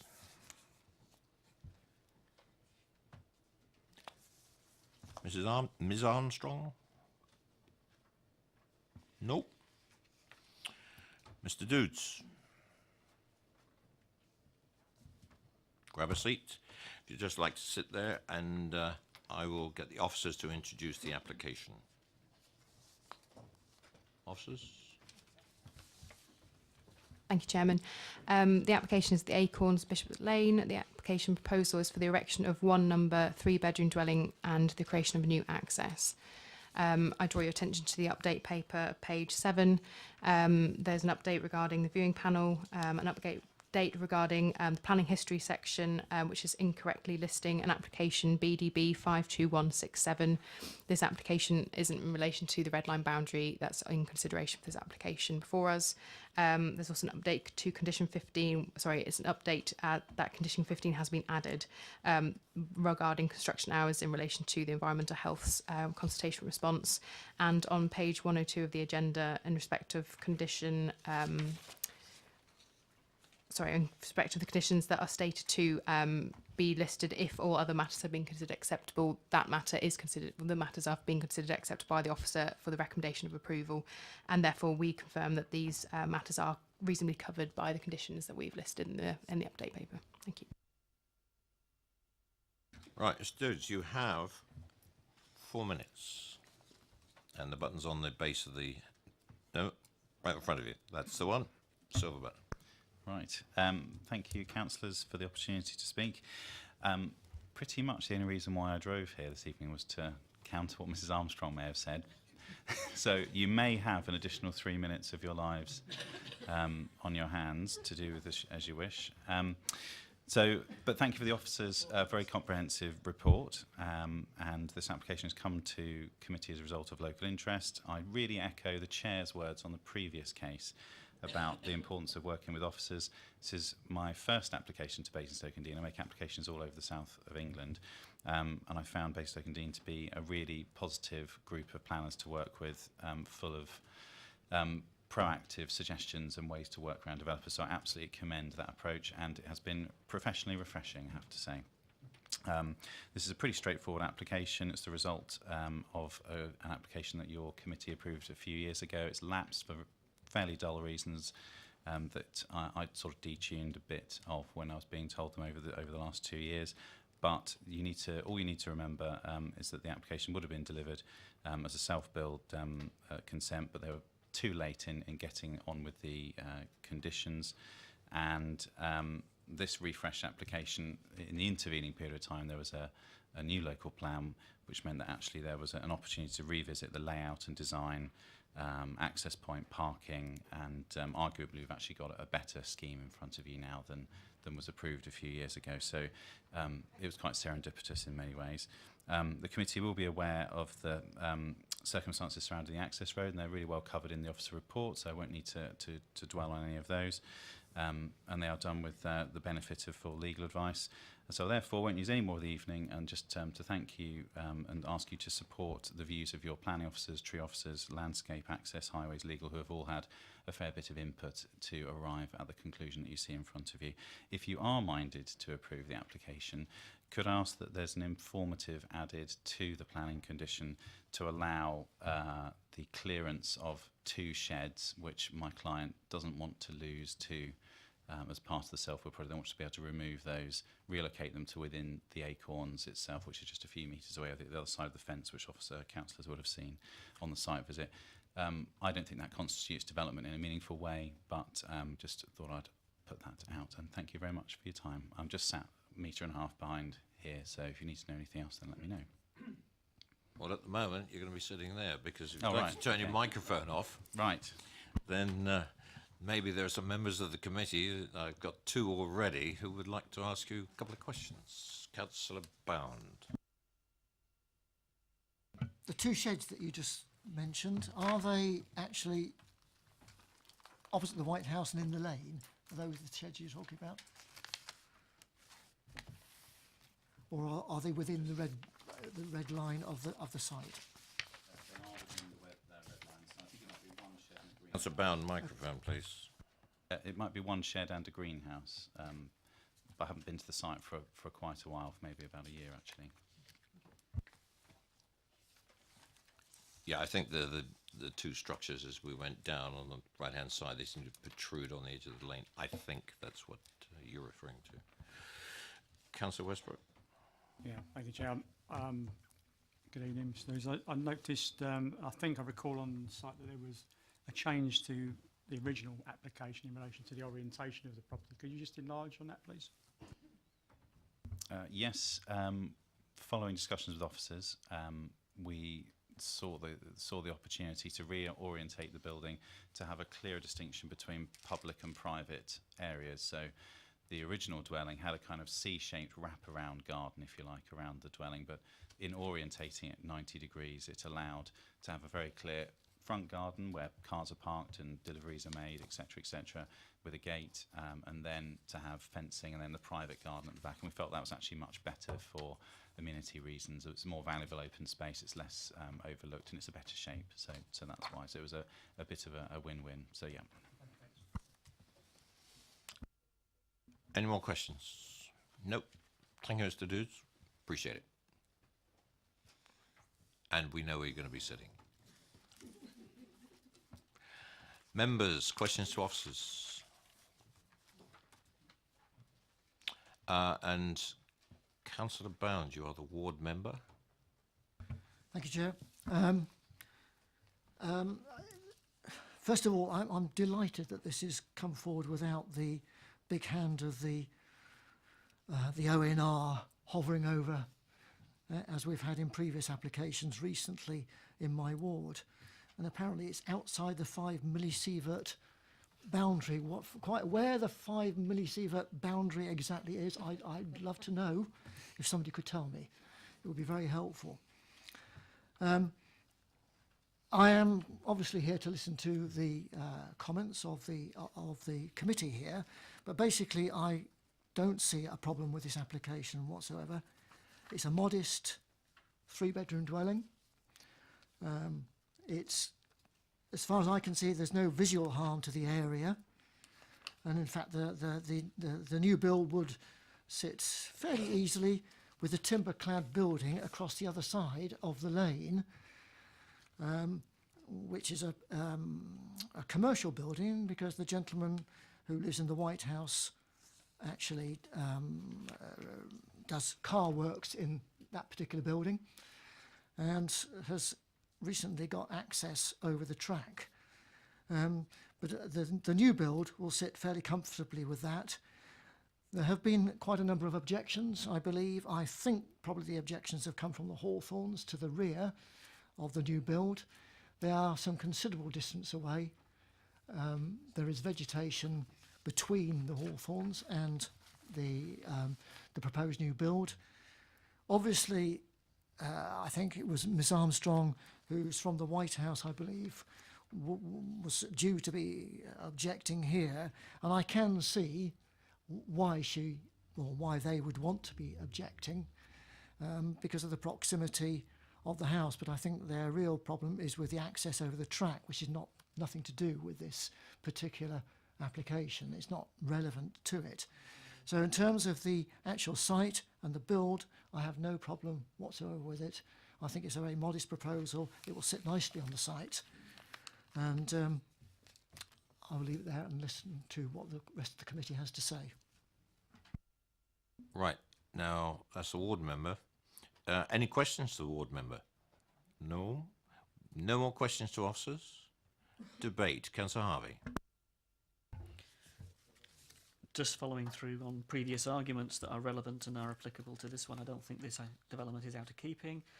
I don't think the site is in any way inadequate for what's being proposed. I think the access issues are resolved. I think the actual officer's report is full and comprehensive. And from that point of view, I'm very happy to move approval of the application in front of us, but also saying quite clearly, thank you for the comments regarding our officers and regarding the officer team, and we feel the same.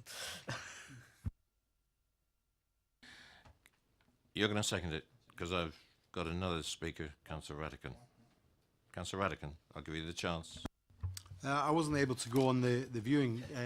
Donald didn't let me know he's going to be ill until yesterday. So my wife took me up there yesterday. I can say that it's well screened, and quite honestly, this is about the better land use that we make of our built-up areas. This seems to fit really nicely into a small segment of land for a modest house that's not overbearing on anyone else, doesn't cause anybody any visual issues. This is not, because of its bulk, scale and size, anything that we should feel is an over development of the site. And I have to say this works for me on all of those reasons, and I support your suggestion that we approve it. I assume you're seconding the motion. Yes, Chair. Thank you. Councillor Westbrook. No. Right. Okay. Councillor Richards. No, I was just going to offer to second it. I was just going to, having been on the viewing panel, I was quite happy with what I saw. Right. Thank you very much. Any other inputs? Been properly moved and seconded for approval. All those in favour? That's approved. Officers? The application will be approved subject to the conditions listed at the end of the report, and those including the update paper, with consideration of the wording of the informative regarding the sheds that's been suggested by the agent of the application. Thank you.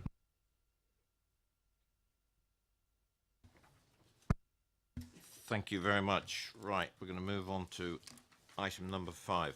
Now, members, do you want a minute to read through the update paper? Right, well, I'll give you a minute and a half, 2 minutes, so slight interruption. If I could ask in the meantime, Mr. Miller-Smith and Mr. Fern to come forward, please.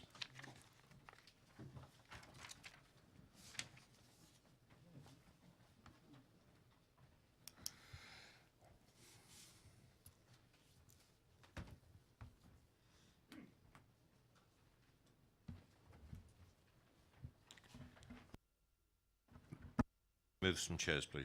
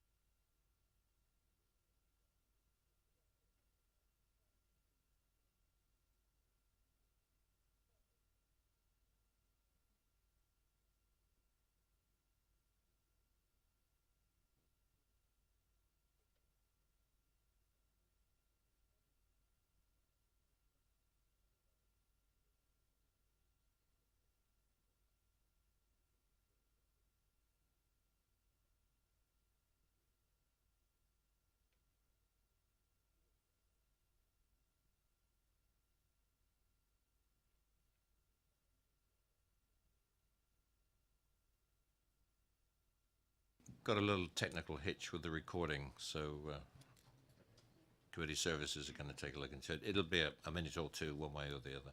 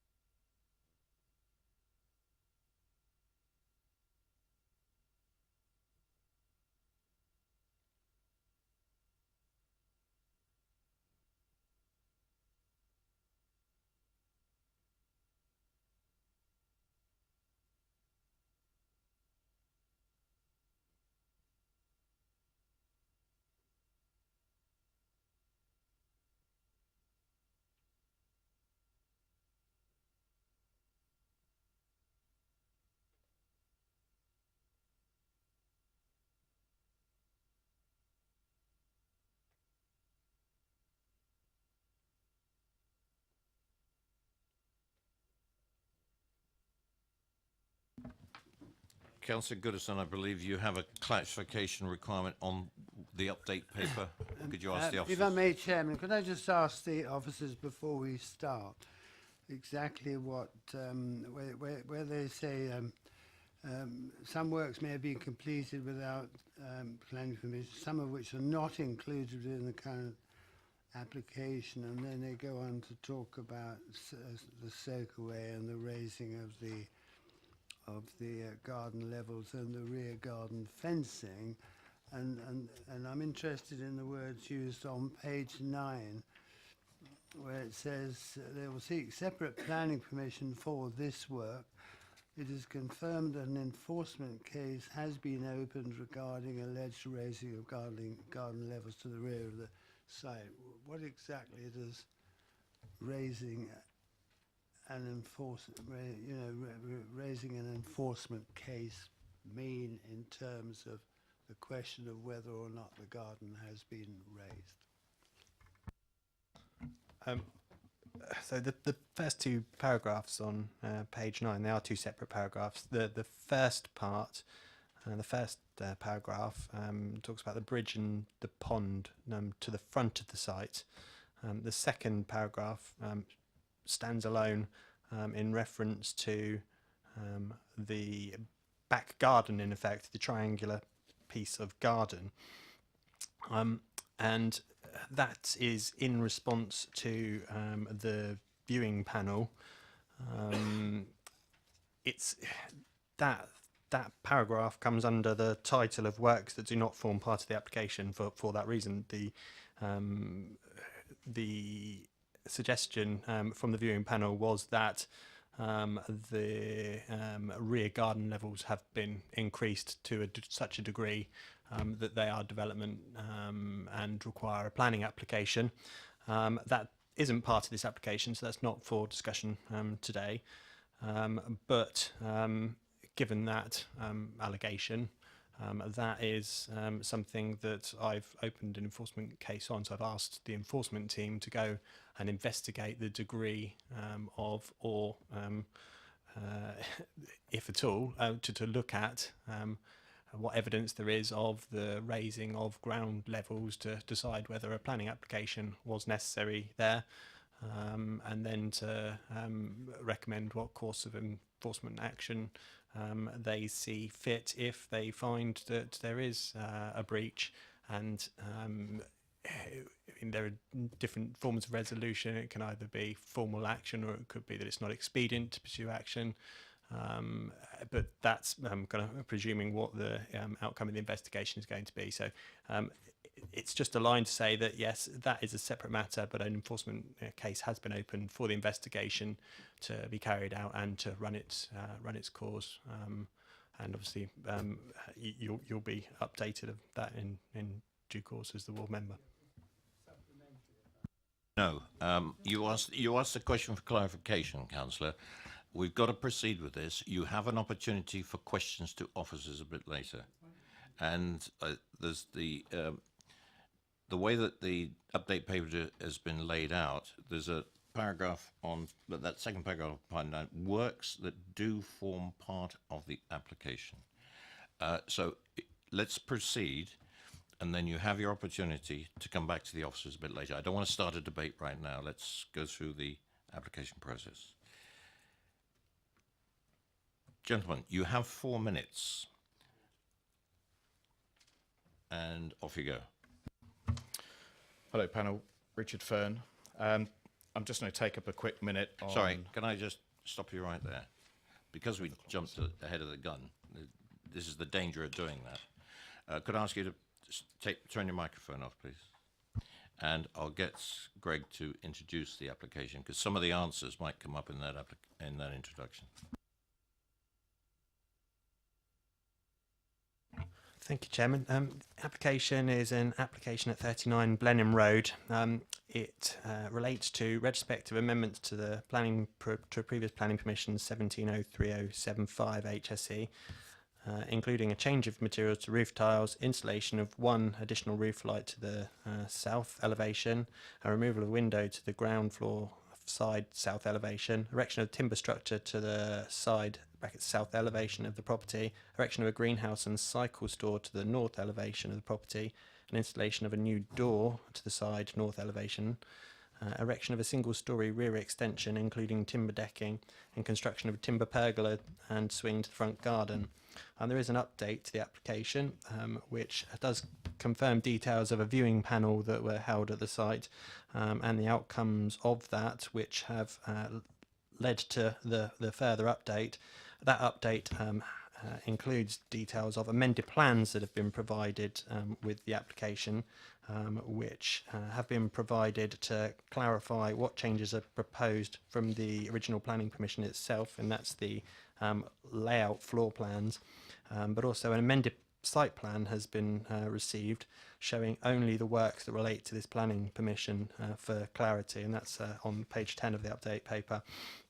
There's also a paragraph that confirms which works that members will have seen on site that do not form part of the application, and whether that be because they might be of such a degree that they don't require planning permission, or they might be permitted development, or that they've been in place for some time, or that they just aren't part of this application and require a later planning application, or there may be some dispute as to whether a planning application is required or not, and in which case an enforcement investigation has been raised as discussed.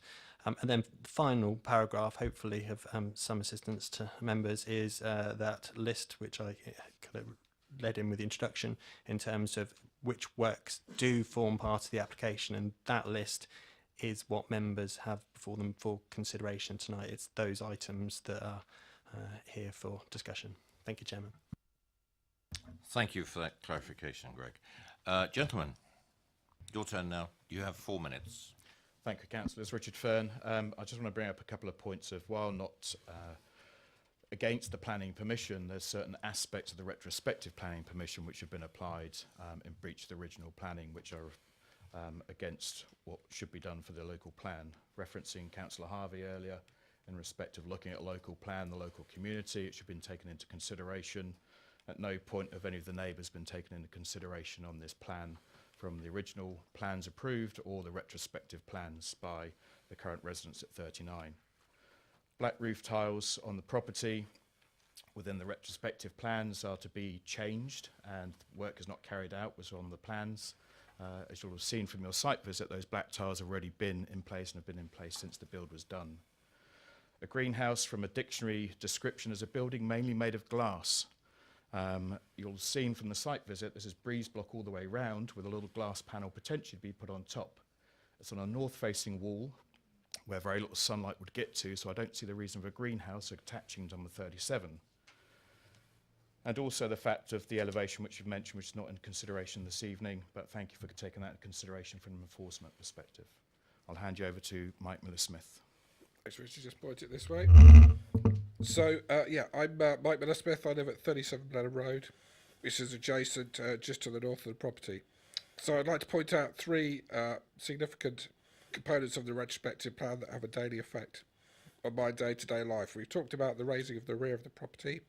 That is significant because there are various knock-on effects from the raising of the rear of the garden. For example, the privacy issue, people in that garden look over all the fences into all the neighbouring properties because they're much higher, and their fence, while 6 foot high on their side, is 8 foot high on my side because the datum is much higher. So this concrete has been poured over the rubble that was from the demolished house in the back garden, and it's at least 16 inches thick. Unfortunately, our fences have also been used as the shuttering for that concrete, so it's destroyed all the neighbours' fences as well. The next significant feature is the door which faces my kitchen window and looks through into my bathroom. As an able-bodied person, this is an invasion on privity, but also it's exacerbated by disability. It's an invasion on the fact that I have to be moved into the bathroom, and that can be seen through that doorway. And that was an objection I put in originally earlier this year. In response, the applicant appears to have built a block wall right outside my kitchen window, 3 centimetres from my fence, which can't be maintained or painted or anything. It's just there to block the view out of this door, it would appear. So the applicant has never attempted to talk to us as neighbours about any of their plans. So in summary, I'd like to say that these three issues clearly have an impact on my daily life. It's not because I'm disabled, they would affect anybody, but it's made much worse in my case. You have just under a minute. Okay. I understand that the covering of the property may need planning permission. The fact that so much of the site has been concreted, that is a real issue. So the height increase, the doorway, the greenhouse, if you can call it that, it's really just a wall, are all unacceptable for the reasons of visual amenity, overshadowing, and loss of light, but also under the Article 8 of the Privacy Act, everyone has a right to privacy in their own home.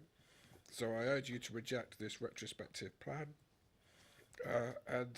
yeah, look forward to hopefully some questions.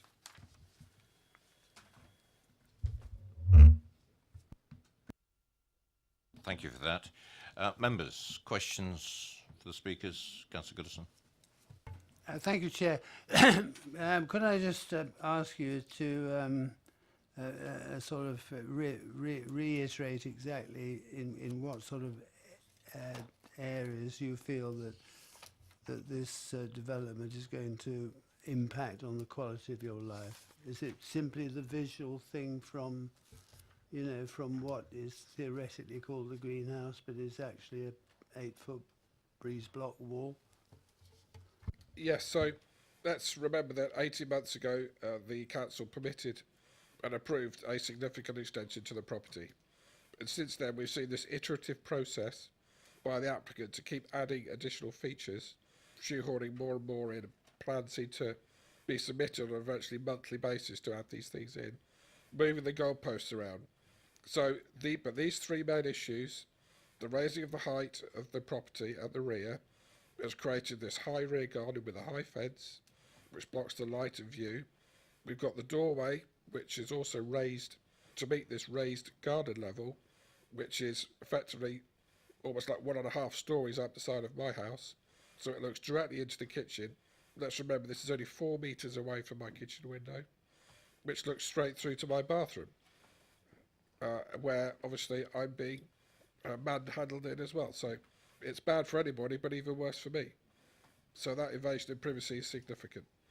And then to put up a ugly breeze block structure to try and sort of remove that view from that door is not an acceptable solution.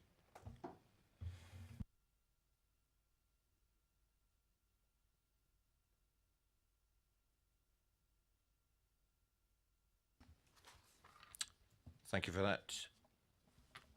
Anybody else? Questions? Gentlemen, thank you very much. Could I ask Mr. Cruz and Mr. Alfred, please?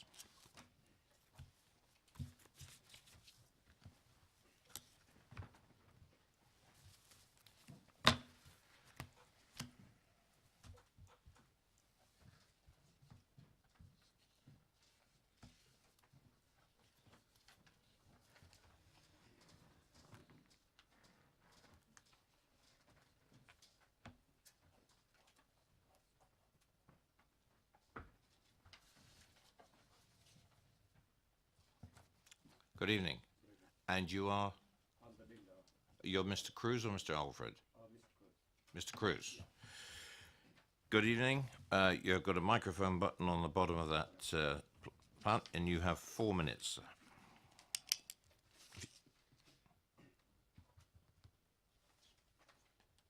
That's it. First of all, I understand their view of how we build the building, but we didn't go anything beyond the size of the permission that we given to us, and then the way the greenhouse seated now, and it is not closed by all 3 sides of it. Is only one wall built. It's normally all the boundary line can be built on the block wall or the brick wall. But there are loads of things when they talk about timber structure and that, and it was already existing. All we did is we removed the concrete wall, and then we did it as a matching to the garden. We did only in timber structure. In the greenhouse, we didn't go more than the garden height. It was only 1.85 centimeter from the floor level, and which is now they can't. I mean, we can't view actually. If you go and if anyone went and view it, and we didn't try to destroy their view, and also there will be no blockage of the lights, because it's the fence is sitting way lower than the roof that we have onto the extension. And even if it goes to the 45-degree, by the time the sun comes, and that's not disturbing at all. And the second thing is, my client was struggling when the building is like, basically everyone was against it, and they were doing so many issues. And even one time, you can see there is completely open on the both sides. And even the reason they start building their own fence, and while we were building it, and they were into our garden, and they're doing the repairs. And one point, the client decided to no, this not. We've been asking all the neighbors, and the garden was like so, high, low, high, low. So we said, can we change all of yours? Everyone denied it, even including the person who was speaking here. We asked them twice to change the garden. And then she decided to, okay, we put our own fence, and we left 20 centimeter from the original fence in order to, put our fence in. You have one more minute. Okay. And in terms of roof tile, and there was few color tiles, and we didn't change in terms of the tile. The tile is same, Malib Mentib. And then only it was very dirty and darker, and we had two colors. Then I offered which color they want, and she said, okay, I wanted to go with a darker color, so we decided to go with a darker. And also, all that area have, more than 5 or 6 property, they have a black color tiles, and we didn't thought that, it's going to be an issue with, putting that thing in. And as soon as we found out there's an issue, and already we done the tiling, otherwise we could have stopped it. But apart from the greenhouse and the bicycle area, that we stopped until, whatever the result coming from the committee meeting. No, thank you. Thank you very much. Please, Mr. Cruz, because the councillors can ask you some questions if you turn your microphone off, please, because it stops the other microphones working. Questions? Councillor Harvey. Thank you, Chair. 3 questions, really, if I may. Firstly, can I ask, we heard from the other residents this evening that there's been no consultation with the local neighbours. Can you describe to me the consultation that you've undertaken, or the actual applicant has undertaken themselves, or the architect has undertaken as part of the application that we now before us? Has any consultation been undertaken with the neighbours at all, is my first question. My client did ask the neighbors about whenever we do something, is it disturbing some of the time? And only where she had it enough, every time we try to do something and there's a complaint. All the time the council was visiting the property, and we are happy. We are happy to show there's nothing to hide. And then suddenly, when we come to the property, there was a neighbors in the garden. They are repairing their own garage shed. And then they were taking the picture coming inside the garden. And you can see there's a few examples that they have taken the pictures. And that's really illegal. But then, she have no choice, not asking anyone, and just go ahead and build a fence internally. That is the only thing that she did it without the consultation.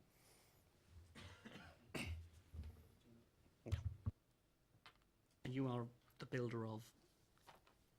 We have a retrospective planning application. This is an application after the fact. Were you not aware that you had to seek planning permission for this as a developer, as a builder? Did you not know where the lines were in regard to where the application should be or not have been advising your client?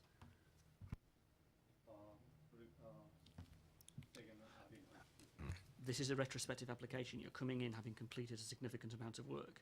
You're the developer acting for your client. Did you not know where the line was and where you should have been applying for a planning application on the basis of this? There was a greenhouse that for the greenhouse normally I didn't know that there was a planning permission need to be taken out, and but apart from that we went through the closing the one window, that is it's changed as a bedroom, and straight opposite the house there was a straight view to the house. And also I spoke to the architect. He said when I talking to him, he said that we can put it as a amendment. So I said, okay, that's fine. And then we closed the door, and then we closed the window for the bedrooms, and then we will start putting, because we can't put one by one on the amendment. So then at the end we put everything on the amendment what we did. So that's. So just to be clear, Chair, on our papers in front of us this evening, we have a Mr. Alfred the architect who was supposed to be speaking to us. You are the only person who has come to speak to us, not even the applicant has come to speak to us. You are the developer coming to speak to us. And that's a point in of itself, I think, in terms of what you've just said, and where you've been left here this evening answering questions on behalf of other people as well as yourself, justifying yourself. And my final question, if the officers could put the photograph up of what is allegedly the greenhouse.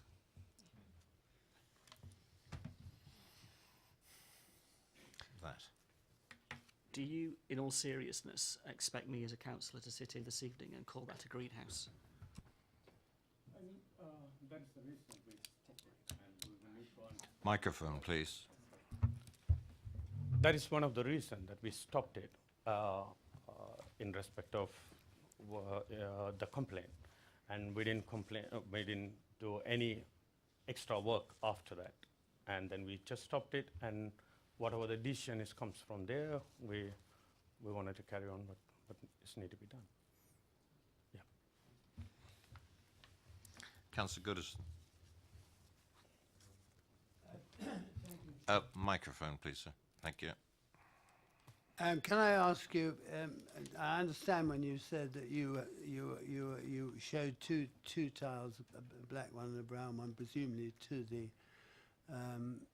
applicant, and they chose the black one. But you must presumably have been aware that all the houses down that side of Blenheim Drive have brown clay tiles, and the application, the approval application, stated that the tiles should be brown clay tiles. Now, you mentioned, it's true that I fully accept that two houses, number 20 and 24 or something, I can't remember exactly, on the other side of the road do have black slate tiles, but all the other tiles in the entire street are brown clay. And of course, you know, you decided not to pay any attention to the fact that the approval stated they should be brown clay tiles. Could you comment on that? Yeah, I'm sorry, there was no clay tile at all. It was a concrete tile. Mali meant it. Actually, I take that tile to the roof shop, and then I took the same one. We didn't change anything. That was there. There was a sample of it, and you can see it on the picture. There was no clay tile at all. That is not a clay tile. It was a concrete. So I didn't try to change anything. So, am I to understand that what you're saying is... Gentlemen, can we get these microphones sorted out, please? Am I to understand that what you're saying is in the whole of Hampshire and adjoining counties you were unable to find any building supply merchant who was able to supply you with brown tiles? I mean, it's not a problem getting hold of brown clay tiles, is it? Actually, there was no clay tile. That's what I'm saying. It was a concrete tile, so it was matching to the existing. So then I went to the clay tile. It was there, so I put the same tile, continuation. There was no. Councillor Westbrook.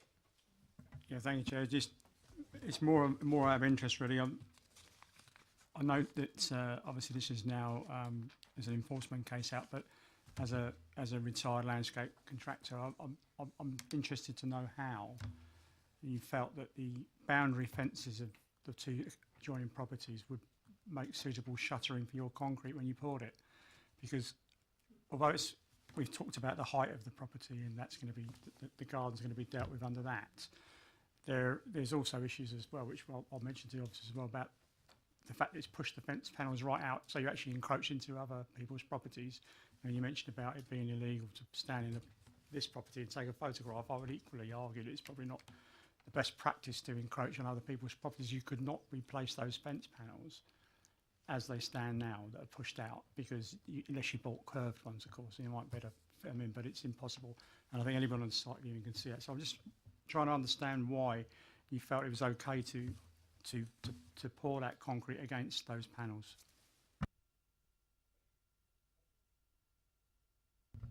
Okay, we didn't put anything against it because there's a DPM sheet underneath not to run the concrete, into the next door neighbor. And then I left the space where the fence and then actual concrete. There is a small space, not, we didn't pull into their fence. And all I did is, they want a nice boundary line on the, border of their garden. So that is the only time we didn't try to put concrete, because we want to separate it. This is a design that we try to do it, not pulling the concrete. And we didn't close their garden fence at all. Like, there is a gap in between there to replace it. Any more questions? Just one quick one, Councillor.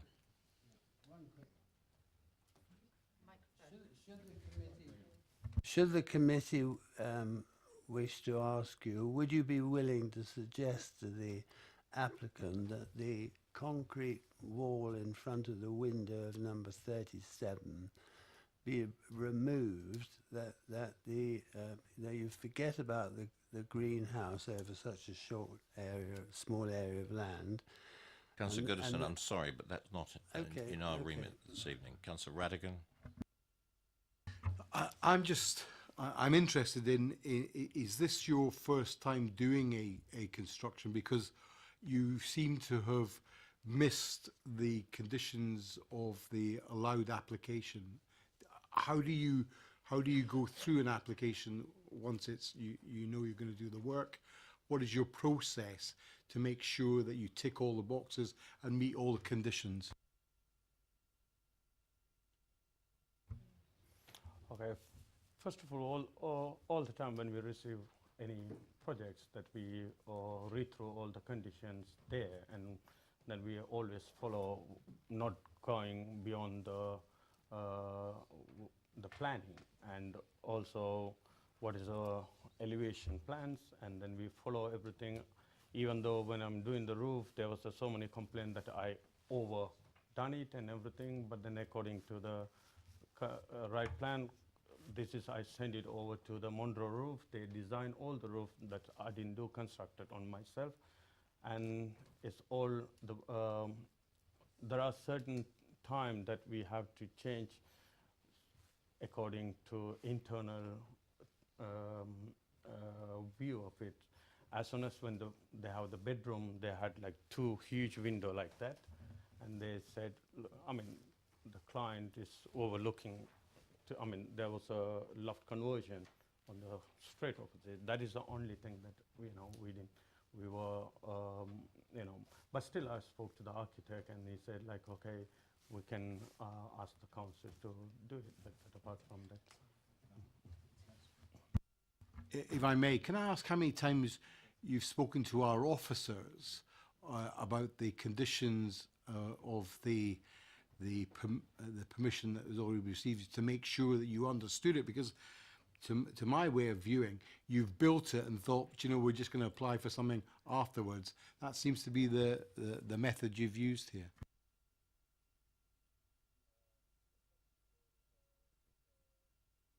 Microphone, please. Before the roof coming in, this complaint been raised about some reason. So from that on, we done the application straight away the 4 weeks after we wanted to, I spoke to the council, then they said, for this, you need to put an re-amendment application. So from that on, I started doing it. I didn't do anything when they, actually, that was my mistake on one point, that I didn't ask them to put the door, but closing the window. When I speak to them, they said, okay, you can, ask the architect to put the amendment to close the window. But the door, actually, that I didn't ask anyone. I put it. Then I was trying to put an application through it. Thank you, Chair. Yeah. Thank you. Any more questions? Councillor George. Thank you, Chair. Very quickly, you've done a lot on the boundary, including the greenhouse and, as I mentioned, concrete. At any time, have you actually spoken or worked with the surrounding landowners, and what have you, talked to them about what they're going to do, and tried to explain to them how they're going to do things and what measures you're going to put into place to protect their property or to make external renderings look good? Have you done that at any time?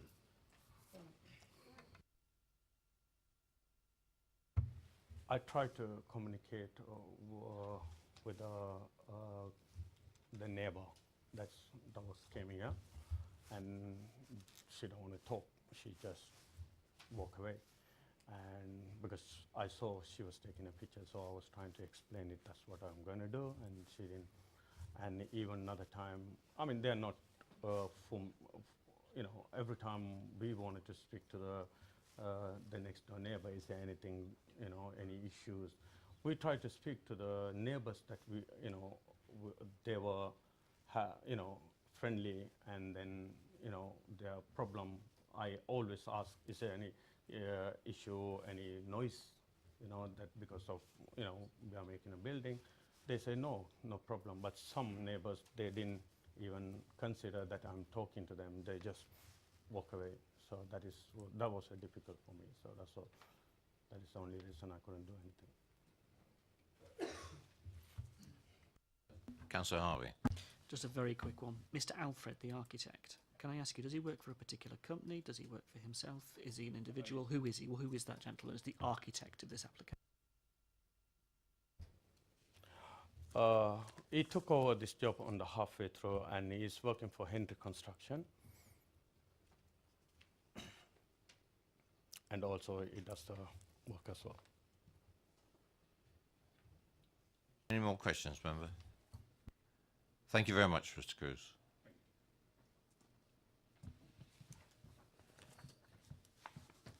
Councillor Goodison, ward member. No, thank you, Chair. Can I just ask the officers, because I presume it's questions of the officers first, is it? Yeah. This is your opportunity to speak Right. as a ward member. Okay, well, if I may, I'll ask am I allowed to ask the officers a question at this point? You can do. Good, It's your thank you. privilege. Well, I But just we go to wanted questions to to officers in a establish- minute I'm- after you finish speaking. I'm not wishing to in any way prolong, this particular case, but I need to establish. I need to understand entirely the question of the level of the garden, the question about whether a soakaway may or not be adequate to displace rainwater, and the question of the height of the fence which they've put up on their boundary, which I fully accept is 2 metres from the point at which they've raised the garden, which makes it 17 inches higher than anybody else's. Just want to clearly understand that that I know that none of those issues are before us today. I understand that. I just want to make sure exactly. You say an enforcement case is being taken out. You say on the question of the garden level. I presume that includes the soakaway and the height of the fence. But what assuming that the committee did agree to go with the officer's recommendation on the rest of the matters, what would then be? How would it be handled if the enforcement people decided yes, the garden had been raised, etc., etc.? Would that then require a planning permission to go in to cover the fact that the garden has been raised? They're completely separate matters. So the granting of planning permission for the development that's before you now wouldn't. I'm sorry, Councillor Godison. We have to focus on what's before us now. We don't have the time to go into what might be in the future or what an enforcement action might address in the future. Those are separate planning activities that are being undertaken by the officers. No, there's no guarantees in this world, I'm afraid, but we have to look at this application before us this evening, and we stick to those parameters. Much as probably many of us would like to address some of the issues that we observed on the planning. No, well then we don't talk about them tonight. We just try and address what we've got to. We realise there's an awful lot more behind this application than what we're seeing. Councillor Harvey. Let me try it a different way. In approving, were that to be the case, this application before us this evening, are there any matters in that approval whereby the enforcement issues that are being raised in the update paper would materially affect the decision we make this evening? Are they material considerations within that that we can and should consider this evening in the sense of an approval if it was considered? No. No, none at all. I'm going to go back. I'll start again. Councillor Goodison, you can speak as the ward member. No more questions to officers, I'm afraid. Not at this stage. Right, thank you, Chairman. Right, okay. Well, as you'll be aware from the papers, the parish council are very unhappy about this application. Virtually all, in fact, all the neighbours are very, very unhappy about it. You will see from the papers that a very significant number of errors on the original application have been made, and I'll just quote a few: unapproved planning breach on the doorway, unapproved planning breach on block walls. I mean, there's 11 or 12 different items which can be deemed to have been unapproved but done. The most serious ones, which is why I asked the question, was trying to get some answer about the level of the garden. But the one that I think most activates the neighbours is the height of the garden, thereby the height of the fence, and the question of the fact that the whole site has been covered with non-permeable material. What impact would that have on potential drainage, and would the soakaway, which we're being told has been put underneath, but nobody knows how big or small it might be sufficient to handle that? Those are the most serious ones. All the other ones are relatively minor, with the exception of the two remaining, which do activate the locals very strongly, are one, the colour of the tiles, and that's a direct infringement of the original planning application, and then the question of the greenhouse, which started life I understand there's a small window on that side opposite the window of number 37. Then because they were concerned about it, the developer, obviously feeling that he was doing them a favour, decided to replace it with an 8-foot breeze block wall, and then replace it with a door going out onto what is described as a greenhouse, even though the original approval did not provide for any such structure to be there. But I mean, the point I'm trying to make is that nobody wants to make life hell for these people. If those two items, as well as the other ones, can be satisfactorily dealt with, then there's no reason why a compromise shouldn't be reached between the applicant and the locals. But the three issues which are being dealt with by enforcement, and these other two issues need to be dealt with. And if they're not going to be dealt with, then this application should be, in my view, refused on the understanding that when they've been dealt with, a further application would then be favourably considered by both the locals and the committee, providing they've been dealt with. But so I'm in a bit of a mind, obviously, as to whether I ought to be voting, because I think it's fairly reasonable to say that I'm predetermined, sadly.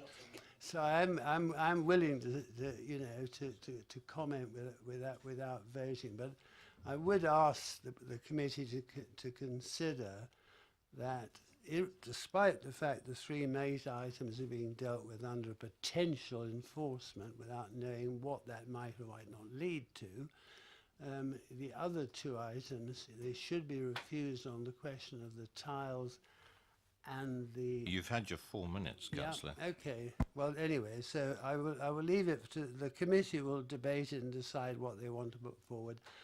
I will agree not to vote, but I would hope that somebody might consider that that's a reasonable compromise. Thank you. Councillor, as you predetermined yourself as the ward councillor, could I ask you to leave the room? Thank you. And thank you for your input. Questions to officers. Councillor Rattigan. Thank you, Chair. I'm considering, is it possible for us to defer this on the basis that we get the enforcement through first and an understanding of how they view all of the breaches that are there, and come back to us with this application once again in a 4-week period? How does that fit? I can't see that there'd be any reason for deferring this application and the matters that are contained within this application. In terms of the answer I gave to Councillor Harvey, I don't think that the raising of the garden level, that I can't see that there's any interrelation that would mean that you'd need to defer this application for the enforcement investigation in respect to the raising the garden to be considered. Chair, if I may then, are you saying, I mean, if the garden has been raised and the enforcement team remove the extra 17 inches of height, that would materially change the look of the house, the garden, the fencing, lots of things, and therefore I'm suggesting to you, Chair, if I may.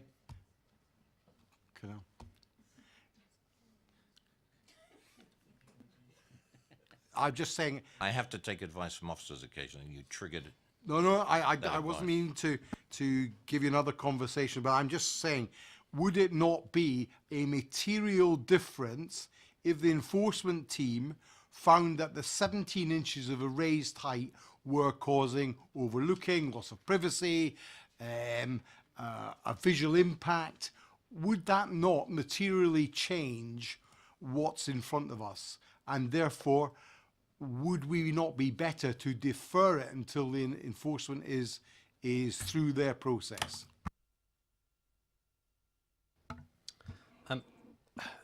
No, in short. I mean, the application proposals are what the application proposals are, and they're not going to change. The building is constructed as it's constructed, and that's not going to change depending on the outcome of the enforcement investigation, whether the garden heights are lowered or not. Councillor Blount. Thank you, Chair. I mean, looking at the list on page 9 of the works that form the application, I have trouble with number 1, the black tiles, and whatever the erection of the greenhouse. Now, it seems to me that those two could be sorted. And if there was going to be a deferment, that's what I would want deferment on. Could the application be deferred with discussion with officers that they know whether that could be, at least the wall could be taken down because it's dead easy to do. And then the roof tiles could be up for discussion, and then it could come back to us. Okay. The application is obviously submitted as the application is. In terms of deferring to discuss whether the roof tiles might be changed or whether the greenhouse might be demolished, the proposals are as before you. So I think if members were of the opinion that either the roof tiles were unacceptable or that the structure that's called a greenhouse were unacceptable in terms of impact on neighbouring amenity or such like, then it would be for members to consider those impacts in accordance with our policy and decide whether the application was suitable for refusal as opposed to deferring.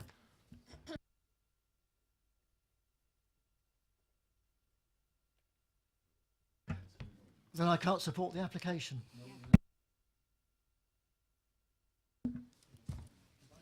Members, I have taken advice from Sue here because I've been doing my own little checklist in the report, especially on page 115, because they're actually numbered and I can identify them through the numbering.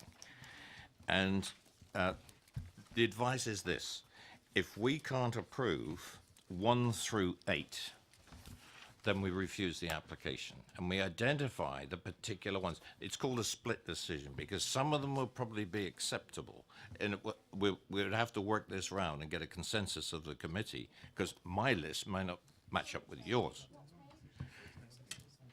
Page 113 in the report, because there's in the update paper they're not identified by numbering. I'd rather do it in the report than numbered.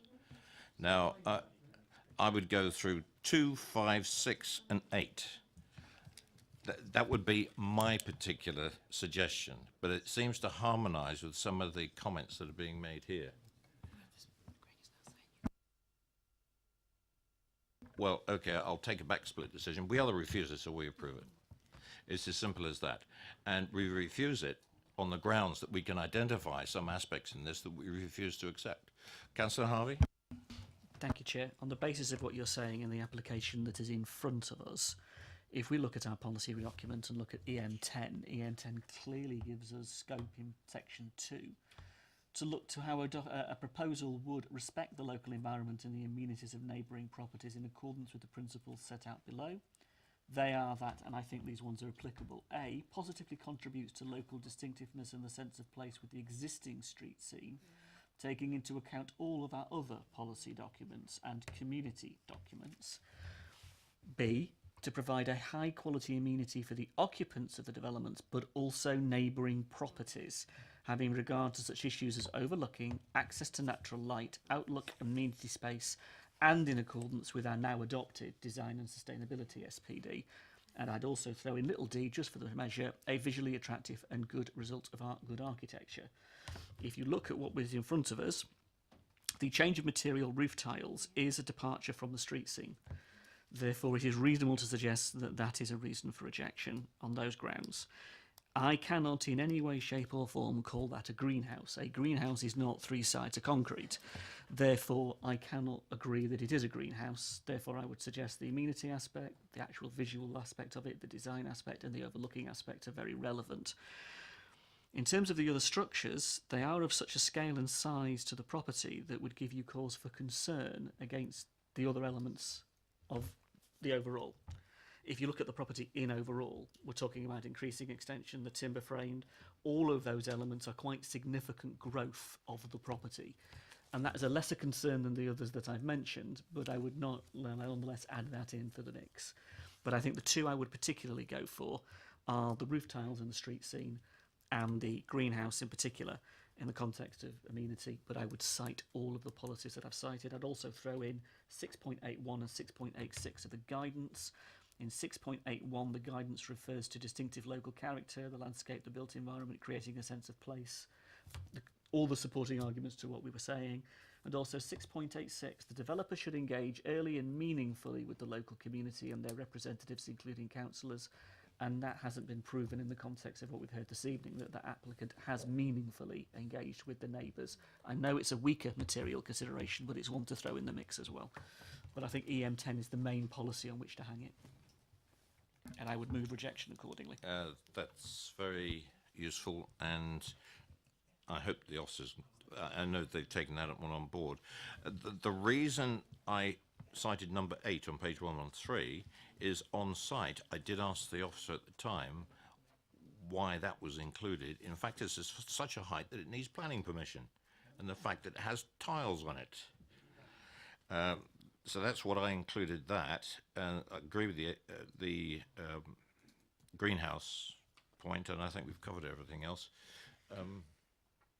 Sue? Anything else you want to say?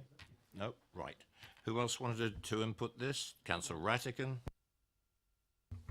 Chair, thanks very much. I mean, it is, in planning terms, I think the huge extension, additional build in this is outrageous. I have to say that.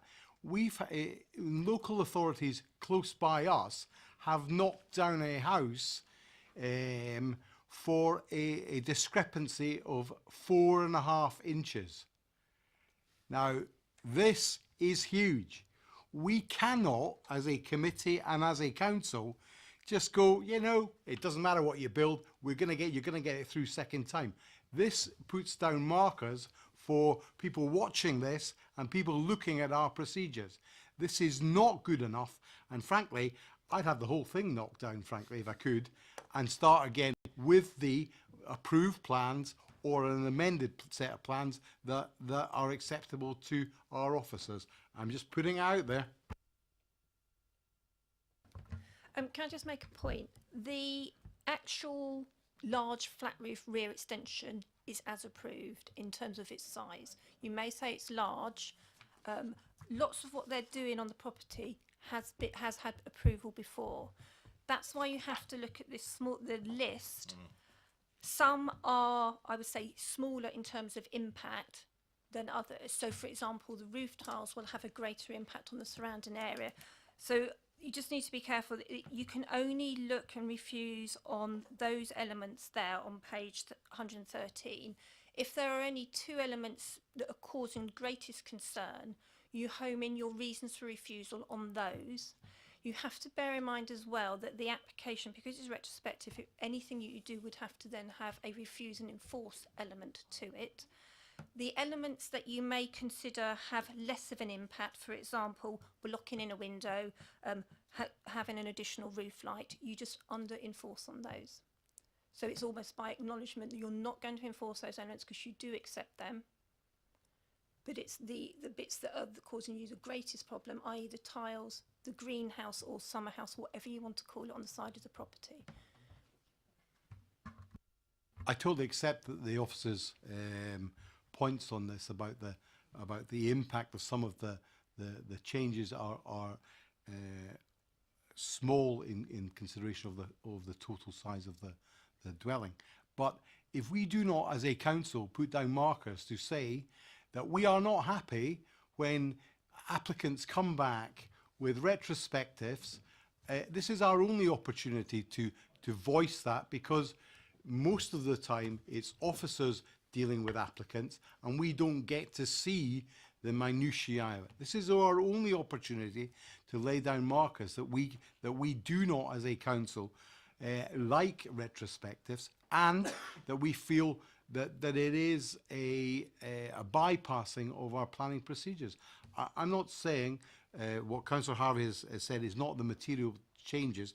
I totally accept that the roof tiles are the greatest impact, because that is a street scene that can be seen by many people over a wide area. But I just feel this is the point where the 11 of us on this committee get an opportunity to say something to the wider public about what we think are the planning rules. Now, I can't speak for them all, but I'm speaking for myself. I would just remind councillors that the fact that it is a retrospective application is not a reason in itself, and to use it as an example. The planning system allows this to happen. So therefore you must only look at the elements that have most harm, not the fact that it's purely retrospective and you want to make an example of this person. Right, I think we've got enough information from the officers. Yes? There's questions to officers. I've heard a proposal from Councillor Harvey. I'm going to let the debate continue. Now, Councillor Robinson certainly wants to speak, followed by Councillor Bound. Thank you, Chair. Firstly, I'd like to second Councillor Harvey's proposal for refusal. We've got roof tiles that are clearly out of keeping with the area and clearly not what was intended. We've got a greenhouse that quite clearly is not a greenhouse. We've got a door going through to a greenhouse that is not a greenhouse. And we've got increase in size, height and bulk of the extension all on this list. I just cannot understand why anybody has done this. We've had a speaker who, frankly, what he's told us does not tally with what those of us who were on the viewing panel saw. We all saw wet concrete poured against fences. We all saw an increase in height. We've all seen a block wall that's supposed to be a greenhouse, and the reasons we got just don't tie up. It's a complete and utter total disregard for anybody living around there, especially for the immediate neighbours. It's a total disregard for the planning system. I appreciate that it's retrospective. I wouldn't have voted for this if it had not been retrospective, and I'm not going to vote for it as it is retrospective. We heard from Councillor Godison about compromise. We've seen from the applicant there is no compromise here, absolutely no compromise whatsoever, and I second the motion to refuse this. And I've got a whole list from EM10, pretty well in agreement with Councillor Harvey's, to support that. Thank you. Thank you. Councillor Bound. I think Councillor Robinson has said everything I was going to say. The only thing I would say is, Chair, when you talk about the timber pergola as being one of your things that you don't like, I think it's a bit subjective. I know it's large and I know it's got a roof on it, but I look at, well, what's the harm? And I didn't see particular harm, but I would certainly vote against this application. The reason I included it, it's got matching tiles to the roof. And that has to be included because that's what has been done, and it's connected. Because it would look kind of out of place with black tiles on that swing and have whatever is going to happen to the roof. So it has to go hand in glove with the change of tiles on the roof. Sorry, I sort of remember them as being brown, but I'll take your bet. Okay.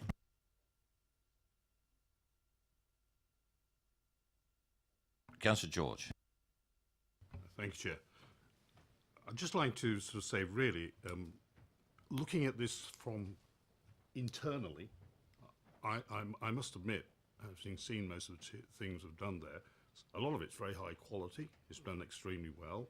And looking internally, you know, just purely from the property itself, looking out, it's actually not a bad piece of work at all. It looks very good, you know. It's certainly, but frankly, what is very, very clear, it's being constructed in total isolation of anything else, with little or no regard really to the surroundings whatsoever, including the construction methods, the way that things have been done, or the tiles or general character. And therefore, I do have to totally agree that looking at EM10, that is actually a requirement of the planning permission. And I think okay, you've got many items down here, but fundamentally the whole structure, fundamentally in lots of ways, has been done with very little regard, and many of these items with very, very little regard to the overall context of the property. So, whilst I say yes, it's been done extremely well internally, I think it's just got absolutely no,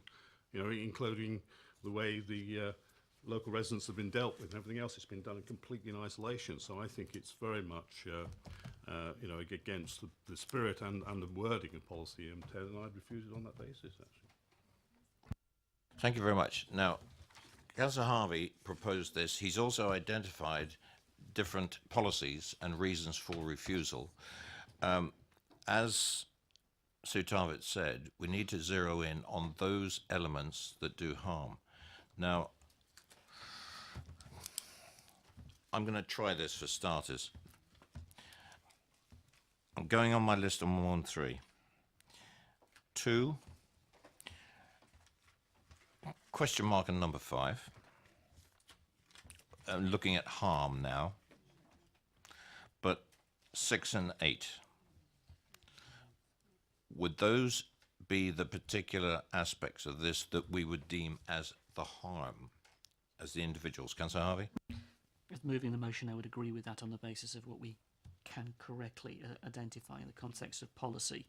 And I would just quickly add, while I've got the microphone, I do think that the developer coming along and sitting there this evening and taking our questions, where the architect was nowhere to be seen and nor was the applicant, I do actually commend him for that, because he sat there and tried to answer our questions and he tried to engage with this committee, and I would commend him for that. However, I am deeply disappointed the architect couldn't be bothered to turn up, and we've got no sight of the applicant either. Yes, I will agree with that. Right, properly moved and seconded for refusal. With the reasons for refusal, is there anything that the officers want to add to those reasons? Yes, please, Chair. Just in respect of, obviously, policy EM10 has been quoted. Just to remind members that the Old Basing and Litchpit Village Neighbourhood Plan is also part of the development plan. Policy 7 on that refers to materials in regard to matching neighbouring buildings, and also ties in the village design statement to the development plan. So I would think that they would also be relevant policies for members to include if the refusal is successful. It's been properly moved and seconded for refusal. All those in favour? And enforce. And that's a refusal and enforce. Thank you very much. Officers? Thank you, Chairman. Just to confirm, the application is refused due to the impact of the materials, the change in roof materials to the black tiles. It's number 2 on agenda, page 113. The change in materials on agenda point number 5 in the porch light structure. The change in materials at number 8 in respect of the timber pergola and swing to the front garden, and all of those in respect of policy EM10 of the neighbourhood plan, the impact on the local character of the area, and also policy 7 of the Old Basing and Litchpit neighbourhood plan and the village design statement also. And also refusal in respect of policy EM10 in respect of the greenhouse and the impact on neighbouring amenities and overbearing impact to the neighbouring property as a result of that structure that is referred to as a greenhouse. Thank you, Chairman. Thank you very much, officers. Thank you, members. That was a bit of a run around the houses, but I think we got the results we were looking for as a committee. Thank you. We move on.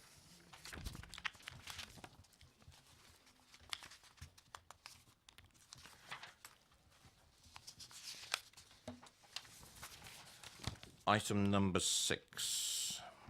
Could I ask Mr. Tony Thorpe to come forward, please?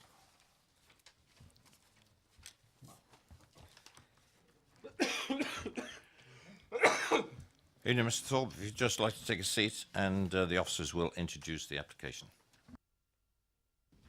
Thank you, Chairman. This is an application at land at Langdale Woods Lane, Cliddesden. The application is for variation of condition 1 of planning permission, an earlier planning permission, to amend the numbers, the location plan and the site plan to allow the redefining of the boundaries for plot 3 and 4.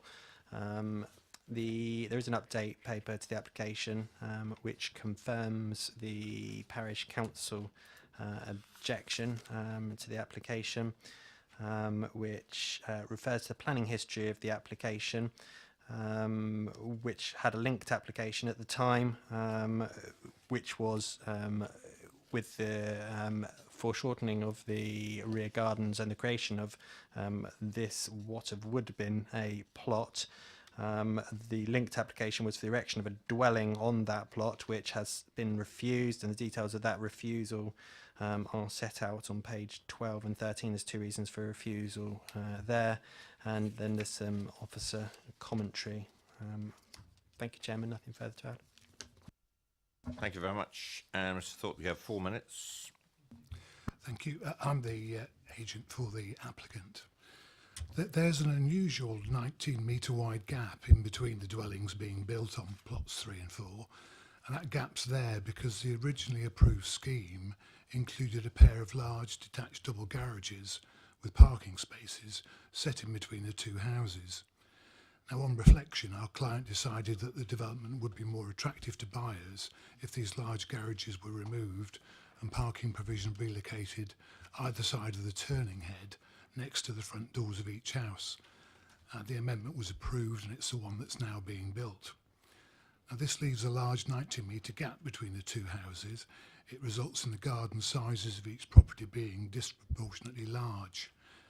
Council policy requires a garden size of 60 square metres. A plot 3 is 270 square metres, while plot 4 is 300 square metres. So the proposal before you reduces this to a more manageable 170 square metres and 200 square metres respectively. There isn't any change to openness, since the only amendment is the relocation of garden boundaries closer to each house. And incidentally, I should point out that these boundaries are formed from hedgerow over post and wire fence, and not the acoustic fence that objectors refer to. The land's being retained since it has some hope value as a possible future access to further land to the rear, which abuts the settlement boundary on 3 sides and might, sometime in the future, be considered as rounding off. However, this is a long way off, and since the original landowner failed to submit it for consideration as part of the Strategic Housing and Economic Land Availability Assessment, or SHELA for short. An application to build a new house on the site has recently been refused, as you heard. This was more of a land valuation exercise than a serious proposal, and the current intention is simply to landscape the land and to safeguard it for future inclusion in the SHELA. As the planning officer points out in his report, it is acknowledged that the boundary changes can be carried out without planning permission, so this proposal is in effect a belt and braces application to legally clarify the situation for buyers of the new houses being built.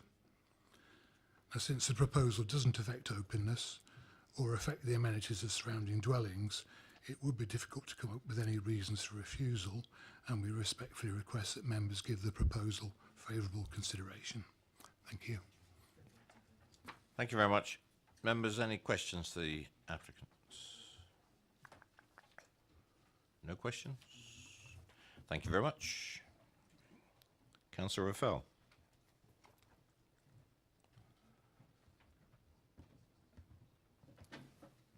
Chairman, thank you for allowing me to address the meeting. I think it's probably the second application where some people think you were born yesterday as a committee.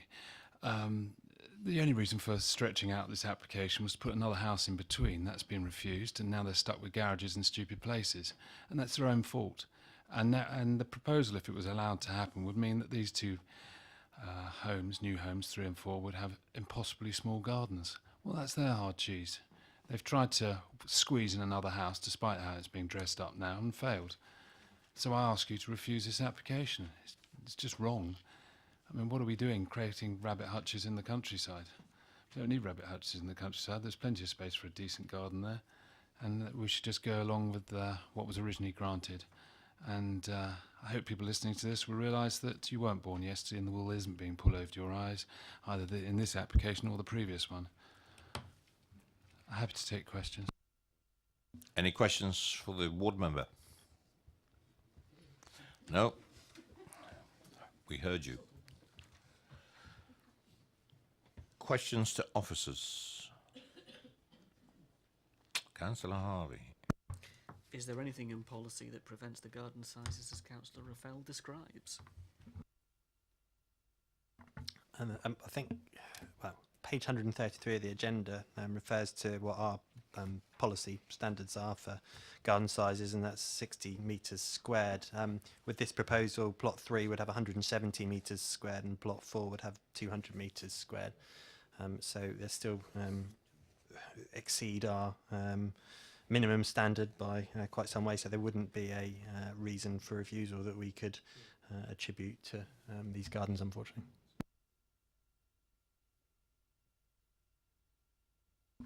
Content with that, Councillor? Fine. Any more questions to officers? Yes, Councillor Robinson. Thank you. Back on the garden sizes again. I'm sure the figures are right about how many square metres of garden they've got, and they're actually within the policy. Just looking at the plan, it looks like the gardens are not anything like conventionally laid out. It's more of land surrounding the house, a little bit of it all the way round, rather than an actual proper garden, which means an awful lot of that garden will be unusable. And to me, that doesn't give a high standard of amenity. Is there anything within our policies that say that we should, where that garden should be, how it should be distributed, rather than having a 5-metre border all the way round the house, that you should have a proper garden, if you follow my thinking?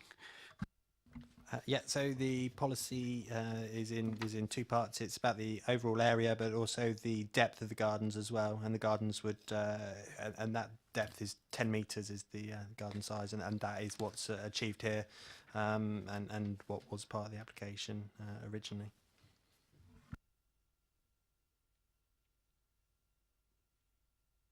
Any more questions? Councillor Richards. Yeah, can I just ask for clarification? Looking at the plan here, where exactly do you see this 10 metres? From the back of plot 3 or plot 4 to the garden area, or to the hedge area, towards the bottom of page 141.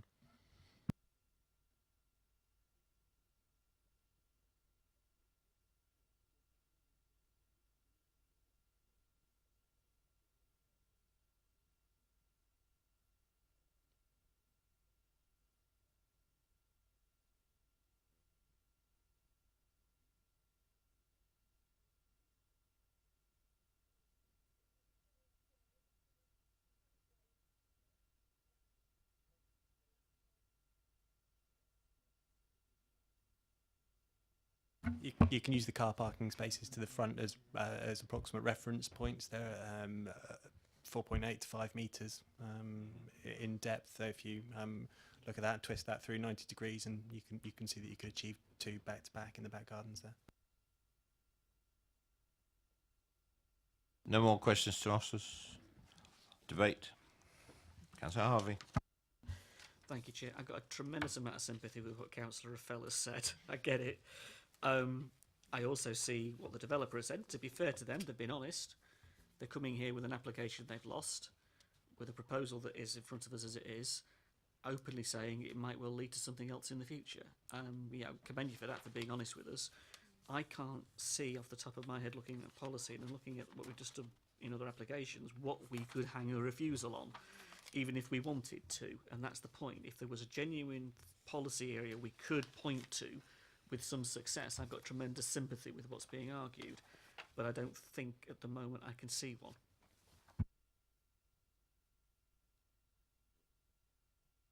Anybody else? Councillor Richards? Well, yes, okay, so you retain that piece of land, so that it's going to be a very small property put on that piece of land. I mean, I don't see, It's the access. Okay, okay. Can I clarify? Can I just clarify the gap in between that we're talking about? They did apply for a house. It was too small. We refused it.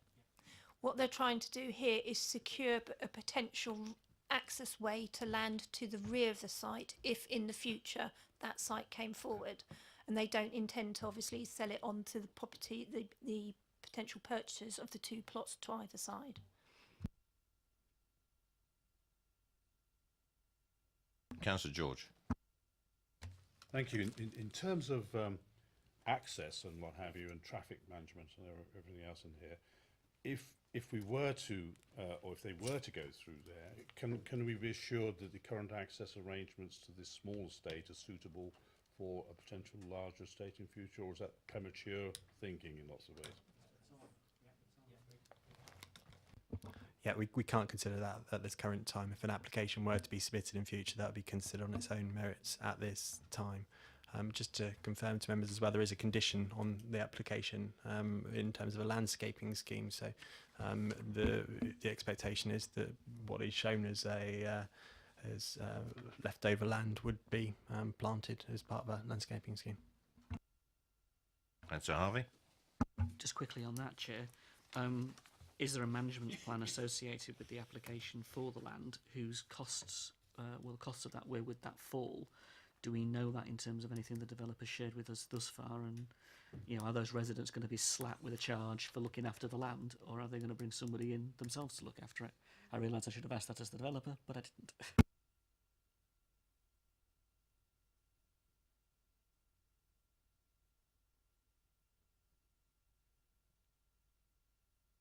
It's condition 3 of the application on page 135 that sets out the details of the landscaping scheme that's required. That was the requires details of any planting. I can't see the other out that the 1, 2, 3, 4. Ninth line up requires details of a maintenance program, detailing all the operations that are going to be carried out. So details of that maintenance operation will be required to ensure that it happens and that it does get maintained. In terms of who is responsible for that, whether it ends up being the developer or whether that is passed on to the applicant or future owners, that would be a matter between the applicant and future owners. Is it reasonable for us in that condition to make a statement that says the operation detailing carried out and the submission also includes those costs, so at least they are clear and appropriate up front? I've seen that done in other applications in Basingstoke itself, let alone the villages, but it would be appropriate, I think, if we were able to, just to try and pin that down, if we can. Legally, we may not be able to. I'm not sure what the legal view on that would be, but I think from our point of view, I'd love to pin it down if I could. I'm not aware of that having previously occurred, and I can't see that it would be reasonable to do so. I think it's a matter for if a buyer was going to be buying into a property, it'd be something for them to be aware of when buying in the application, kind of the buyer beware scenario, in terms of when they're buying and entering into the contract with the developer. And I think if it was something that would really put them off from buying a property, then they wouldn't. Anything else? Do I have a proposer?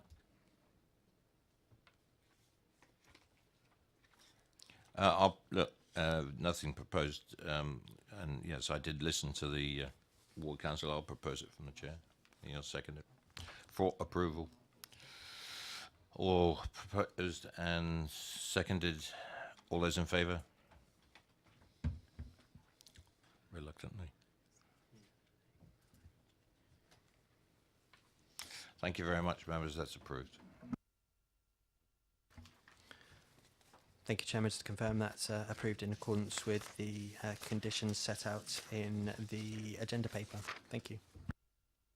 Members, it's 9:30 and I officially have to ask for a vote to carry on. I will not take too many bets, but I should think another hour and a quarter should see us through, bearing in mind I've got a fair idea what's coming before us. That's my proposal, to extend the committee timing till about 10:30 anyway. All those in favour? Thank you. Item number 7. There are no speakers. Officers, if you'd like to introduce it, please. Item number 7 is at 1 Loddon Mall, Basingstoke. It's for the change of use from Class A1 use to sui generis use, for use as a sunbed tanning salon and installation of new display window to west elevation. The application is recommended for approval by the officer, and there are no updates. Thank you. Questions to officers? Councillor Westbrook, certainly. Just to confirm, the page 144, that the property has been vacant since 2012, as the report says on page 144. Yes, that's correct. Debate or move, please. Councillor Bound. I move the application. Seconded, Councillor Harvey. Yep. Your name and lights tonight, Paul. It's been probably moved and seconded for approval. All those in favour?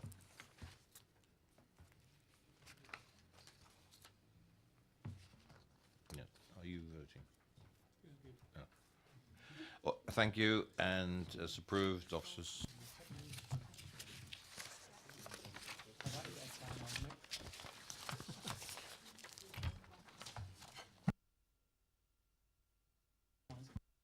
The application is approved subject to the conditions at the end of the agenda. Thank you.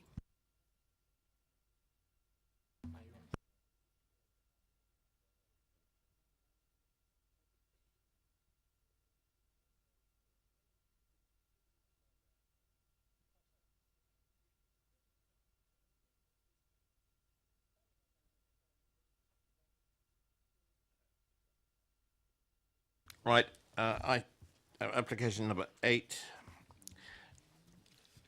And we have Mr. Pitch, please.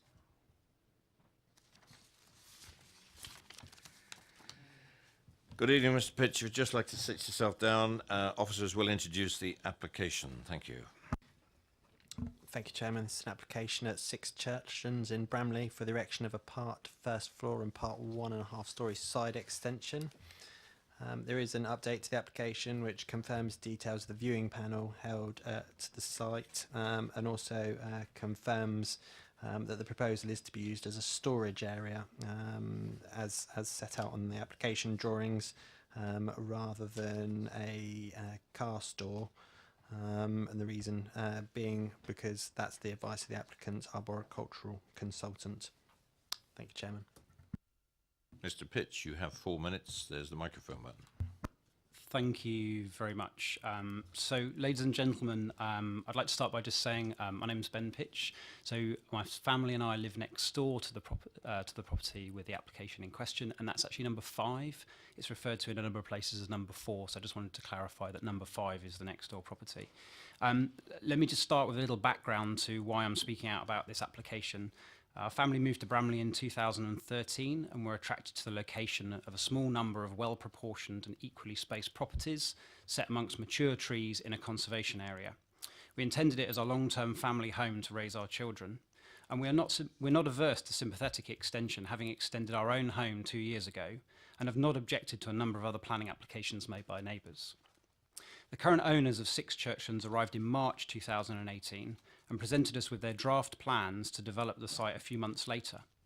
This included a first phase extension over the garage to within 1 metre of our boundary, a storage facility for their building business, and a second phase 7 metre, 1.5 storey living room extension for subsequent application. Also proposed was the removal of a number of trees to, quote, gain light for an east-facing paved breakfast area to the rear and to make way for the garage extension in question today. We raised a number of concerns at this stage and were told these plans were still subject to change. No further conversations were had, so it was assumed our comments had been considered. 2 subsequent planning applications were submitted in August and September of 2018 for the removal of 5 over half of the mature trees on this site. These were subsequently approved by Basingstoke and Dean. Our outstanding concerns related to the application under review today are as follows. Number 1, the increase in height and proximity of the proposed gable end will have an overbearing when viewed from our adjacent patio and family seating area. I note some comments in the supporting documentation about overshadowing actually decreasing in the summer and overshadowing being the equal to the current arrangement with the existing trees. This is not the case. The sun rising in the east will be higher in the summer and therefore have a greater effect. And also the proposed extension is greater than the existing trees. The second reason for our objection is the open covered storage area as it's referred to. Now, we were told by the applicants that this would be used to store tools and building materials in connection to with their building business and is also directly adjacent our paved area. So this raises questions around the proximity of this arrangement, being that it's proposed as open at both ends, and any items stored in this area will be visible from the road, and raises issues of security. The third issue that we take exception to is the preceding tree removal application, which references 2 trees due to, and I quote, close proximity to adjacent garage structure and to allow space for Scots pine to develop. The Scots pine in question is situated 2.4 metres from our boundary. You have 1 minute. Okay, no problem. Yet according to the plans, the proposed extension comes within 1.1 metres. So this tree will present an obstacle to both the development and more specifically access to the proposed storage areas. We have concerns that in due course this remaining tree will be damaged and ultimately lead to the loss of a further tree. Thank you for taking the time to consider these points as part of your decision. If you're minded to approve this application, we would ask that the committee consider steps to protect the Scots pine at risk and conditions to mitigate the impact of the proposed storage area. Thank you. Thank you, Mr. Pitch. Members, any questions for the speaker? Nope. Thank you very much. Thank you. Mr. Clems, please.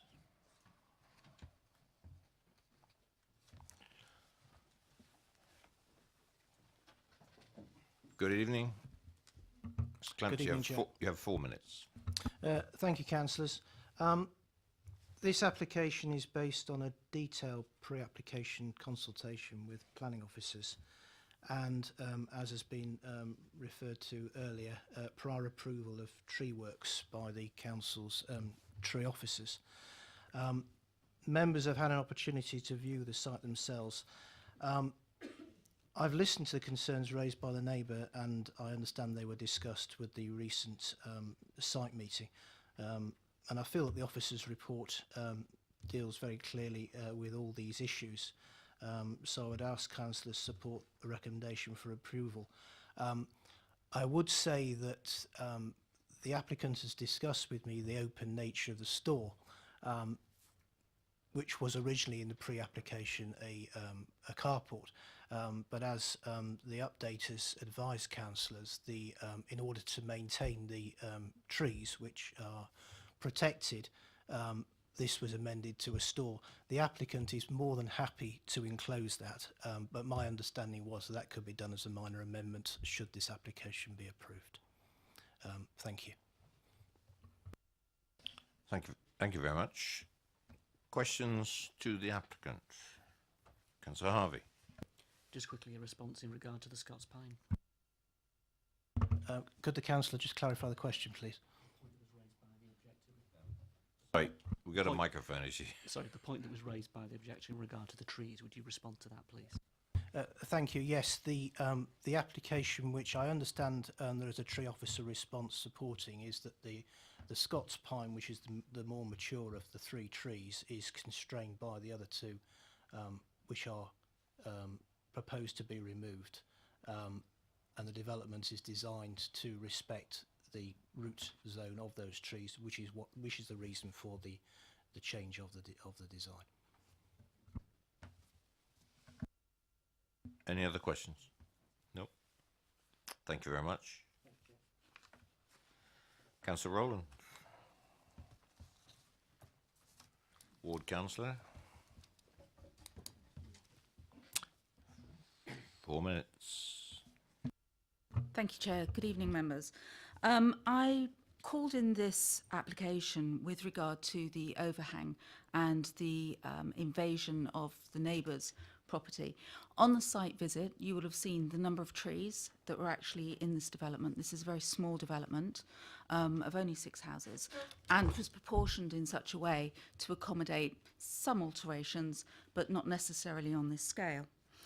The proposed development is extremely close to the trees, as you saw, and I feel quite reluctant to say that there wouldn't be damage incurred by this development, by the pure digging up of foundations, using materials, all of those sorts of things.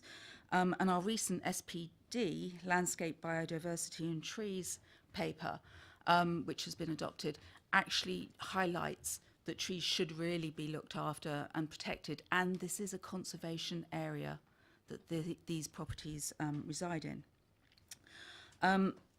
I think some of the councillors who came on the site visit actually saw the size of the extension and how close it comes, and an overbearing wall of bricks that would actually be very, very close to the neighbouring the neighbour. And I believe from discussions with the architect that there was only going to be one window in that side. If the extension had been limited just over the garage area that's existing, I'm sure there wouldn't have been so much of an issue. But because it has been extended so much and so close, I think there is an issue for the residents next door. I am concerned about TPOs, and on some of the trees that are existing there, they do not have TPOs, and that's something that I would want to progress with the tree officers within the council. In summing up, I would request that this is refused due to the size of the application, but also just to raise awareness that this application is now coupled with a permitted development application that's now been submitted for a development on an extension on the other side of the house. So this would make this an absolutely out of context dwelling. Thank you. I'd like Sue Tarvett just to make one bit of clarification on your statement, if you don't mind. Just to clarify, an application has been received that was validated yesterday. It's not a permitted development application, it's a normal householder application, and it will go through the normal process, and it's for an extension to the very rear of the property, and that doesn't affect the current proposals in front of you in any way, shape or form. Questions for the ward councillor? Nope. Thank you very much. Questions to officers? Councillor Westbrook. Thank you, Chair. Councillor Ronan referred to a TPO. I'm just wondering if you can clarify on that, because page 155 of the report talks about a tree preservation order, and I'm not quite sure if he's actually got one already. I think it's the third paragraph from the bottom, talking about a Corsican pine to the south and some other trees to the front and rear, some of which are subject to a tree preservation order. I wonder if this one's already included. The site is within the conservation area, so the trees are protected by virtue of their location in the conservation area, which brought about the application to the tree officers in respect of the removal of the 2 western red cedars and the yew tree that the tree team have previously approved. So there is control in that respect, but if I suppose if there was a proposal put forward in future for further TPOs, that would be a matter for the tree officers to consider. However, they've commented again on the removal of the 2 western red cedars and the yew tree, having previously approved that, and the tree officers have also commented on the Corsican pine, which I think there is the recommendation in the tree report submitted within the application, which includes suspended slab and temporary fencing around the trees to ensure they're not damaged during or after development work. And the bottom line from that is that the tree officers the professionals obviously on arboriculture are satisfied with the proposals, subject to the conditions that are included within the agenda paper. Any more questions to officers? Councillor Harvey. Thank you, Chair. Could I just ask officers, can you help us with the distance between the proposed end wall of the extension and the neighbouring property? How close are they together?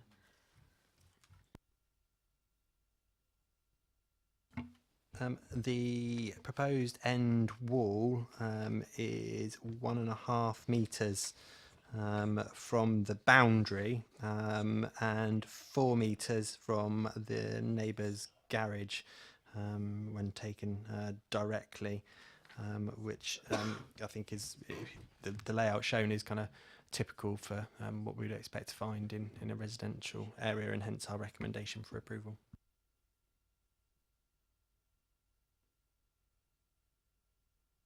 Councillor Bound. Could the officer tell me what is the I believe the width of the extension is 4.2 metres, is that right? By 5.7 in depth and 7.1 in height. What's the original house? What's the width of the original house? He's looking at... Okay. I'll have to scale that off and come back to you if that's okay.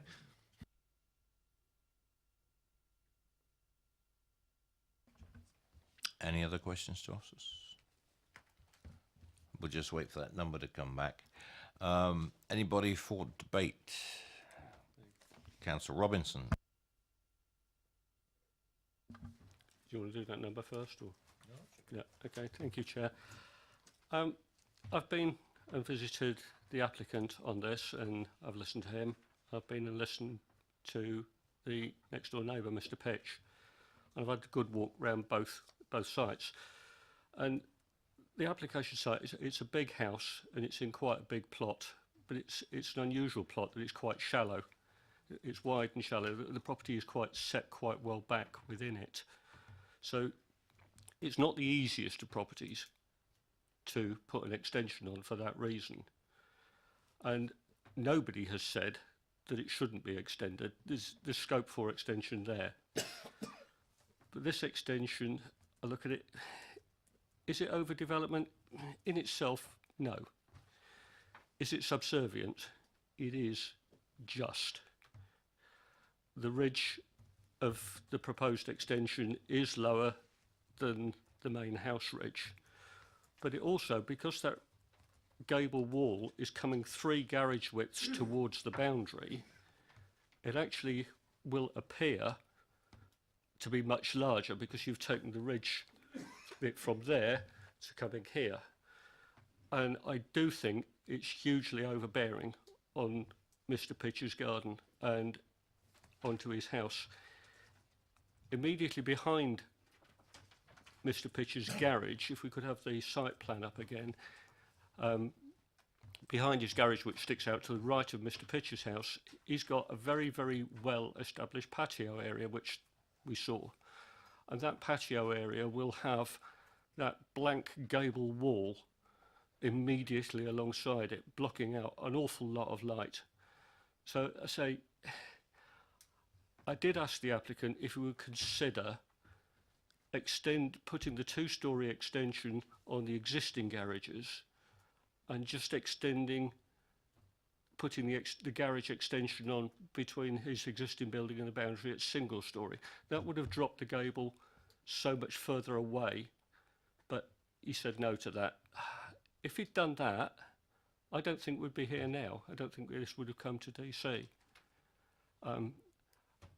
As it is, I think that gable is too imposing. I think it's overbearing, and I recommend it for refusal. Thank you. Thank you. Councillor Westbrook. Yeah, thanks, Chair. I wanted to pick up on the Mr. Pitch's point about the trees. I think it's been well covered by the applicants, and also Councillor Rowland talked about the landscape biodiversity and tree SPD, which we've just approved at full council. Now, it's my understanding that our own tree officers were involved in writing that, and they appear to be a satisfactory agreement with what's going to take place here with the removal of those two probably poorer quality trees in saving the one in front. So in that respect, I haven't got any issue, and I think it's pretty well protected. I understand what Councillor Robbins is saying about it, but I think you could argue how big is big of a house. I mean, who needs that amount of space? It's quite long and large, but it doesn't. To me, it doesn't. It's reduced down from the original height of the property. It's higher than what the original is, but to me, I don't have any problems with it at all, and I'm happy to agree with the officer's recommendation on this one. Anybody else? Councillor Radigan. Thank you, Chair. The reasons for approval, the first line says by virtue of the plot size, design and siting. Well, scale, height, proximity to neighbouring properties are all subjective, if I can say that, and there, I think, with this application, it will have an overbearing effect on the neighbouring thing, and for that reason alone, I will be seconding refusal. Thank you. Anybody else? Councillor Bound. I was going to do that as well. However, I did ask a question earlier. Have we got an answer? Yes, we have. You asked for the width of the property. Was that across the frontage, or 11.6 is the existing property? That's the main facade of the dwelling. If you include the existing garage, the overall width is 19.3.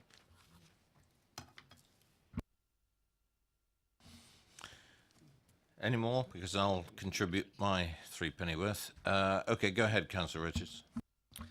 Yes, I would also like to,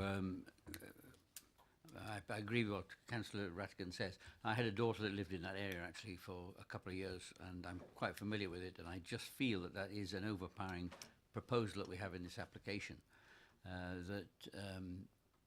For me, it's not suitable for the street scene, the size that's proposed. So I would be recommending refusal at the moment. Thank you. Councillor Harvey. I get what's being said, and I've got, again, it comes back to other debates we've had around the table this evening. It's that fine line, isn't it, between the reality of where the policy sits and what we may ourselves have a view on. And I think I don't disagree with the views around the table that it is a very significant extension. You can't get away from that. And I don't doubt that it will have an impact on the neighbours. But in policy terms, can we hang something here that an inspector just won't simply drive a coach and horses through? And that routine of where our policies sit, we may have a problem with our policies, and I can have that debate and enjoy that debate with you all, I think, around the table about our policies at another time, another place. They are set now in the context of how we can interpret this. So unless, the problem I've got is what can we hang this on that's really going to stand up, rather than just we think it's overbearing and we think it's a bit too big. Can we go more than that as a committee and find something genuine, policy terms wise, that would stand up to more scrutiny? And if we can, then fine, but if we can't, that presents us with a problem. I must admit, on the viewing panel, I was very grateful for the opportunity of going to where this camera shot was taken from, because you get cameras are all very well. That's a 2D picture. When you're standing there and you've got the plans in front of you, and you can see that that wall that you see now on that current extension is going to come towards you and go up. I have no doubt it will be overbearing.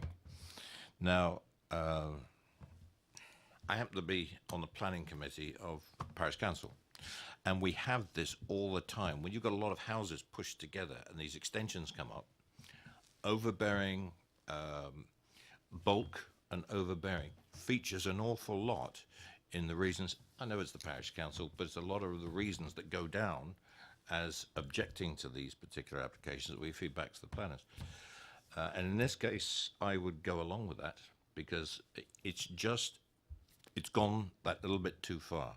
I noted the comments of Councillor Rowland, the ward councillor. If you'd have gone above with the existing frontage, as was said by somebody, we wouldn't be here. This is a step too far in my terms, and those are my views.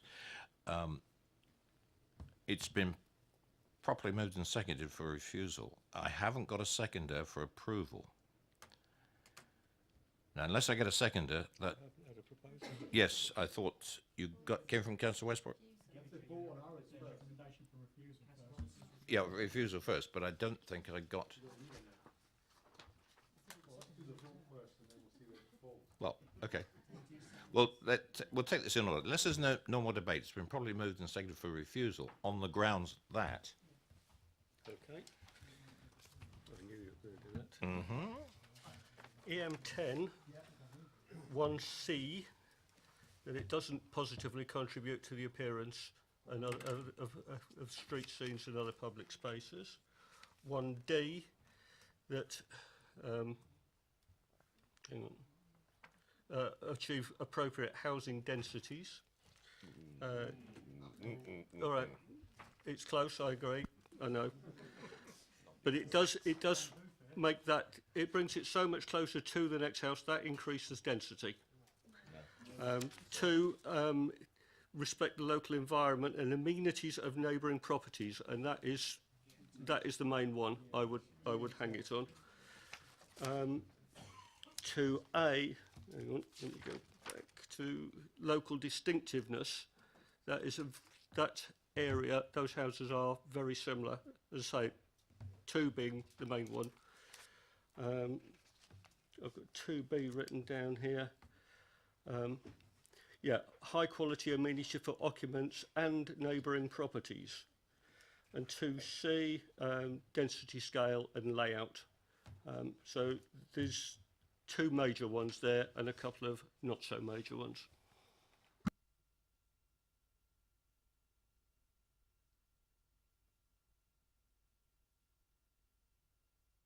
With regard to EM10 and the criteria 1A to F, it actually says that's excluding householder extensions, so you can't reference them.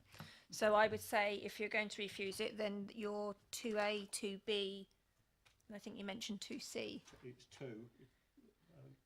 Yeah, 2A, B and C. Yeah, it's just 2 itself before it's AB. Oh, it hasn't got an A. Yeah. Yeah. Where they? It's that one there. So 2A is about the positive contribution to local distinctiveness. 2 itself. There's no A or anything there. Oh, I see what you mean. Yeah, no, that's fine. Okay. Yeah. And then A, B, and C. Yeah. It's been probably moved and seconded for refusal. All those in favour of that proposal?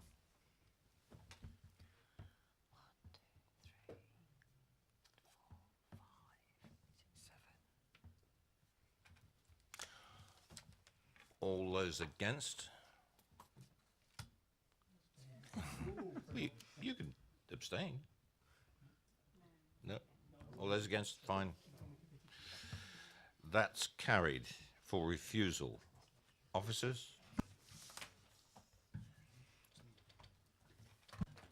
Thank you, Chairman. Just to confirm, the application is refused.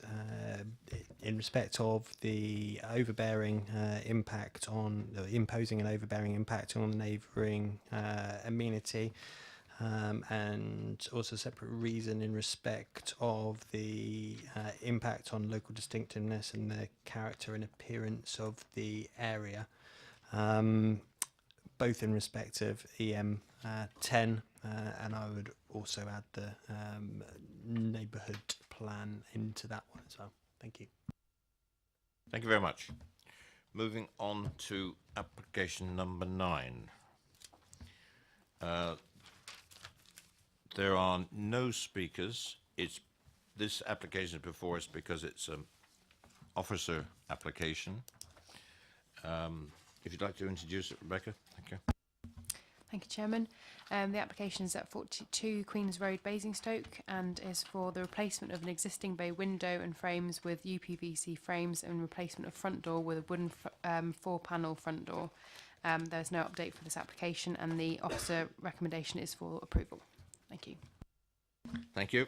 Now, normally I would move this from the chair, but I'm going to allow debate because I know there's at least one member of the committee who wants to say something. Well, it's a ward councillor as well, but we're open to debate. No, ward councillor. Crack on, Councillor Bushbrook. Thanks. Yeah, I haven't got an issue at all with the application. It's just I wanted to make a point of the condition because having spoken to the case officer today, it talks in here about the proposed units better match the details of traditional windows in the conservation area because of their method of opening, configuration, imitating glazing bars and horns, colour and imitation, wood grain finish.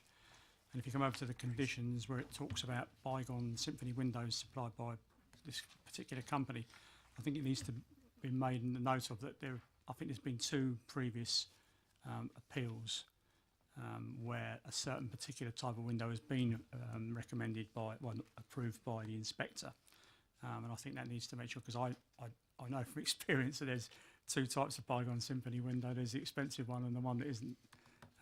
So if you look at what the inspector says, and I think it is picked up in what the officers put in the report about the wood grain finish because that's one of the features of it. But I think it needs to be strengthened in here so that when it goes to be built, that they are the correct ones and not the other, because otherwise that comes back to bite us in the future. Really. So other than that, I've got no problems at all. I think it'll be noted. Thanks. Any comment from the officers on that? Just a note, just to say that the details that we would have been provided with would be specific to the ones that are being approved and are referenced by the officer in the report. So I will double check that, but that's my understanding is the details are to the higher end that you're referring to.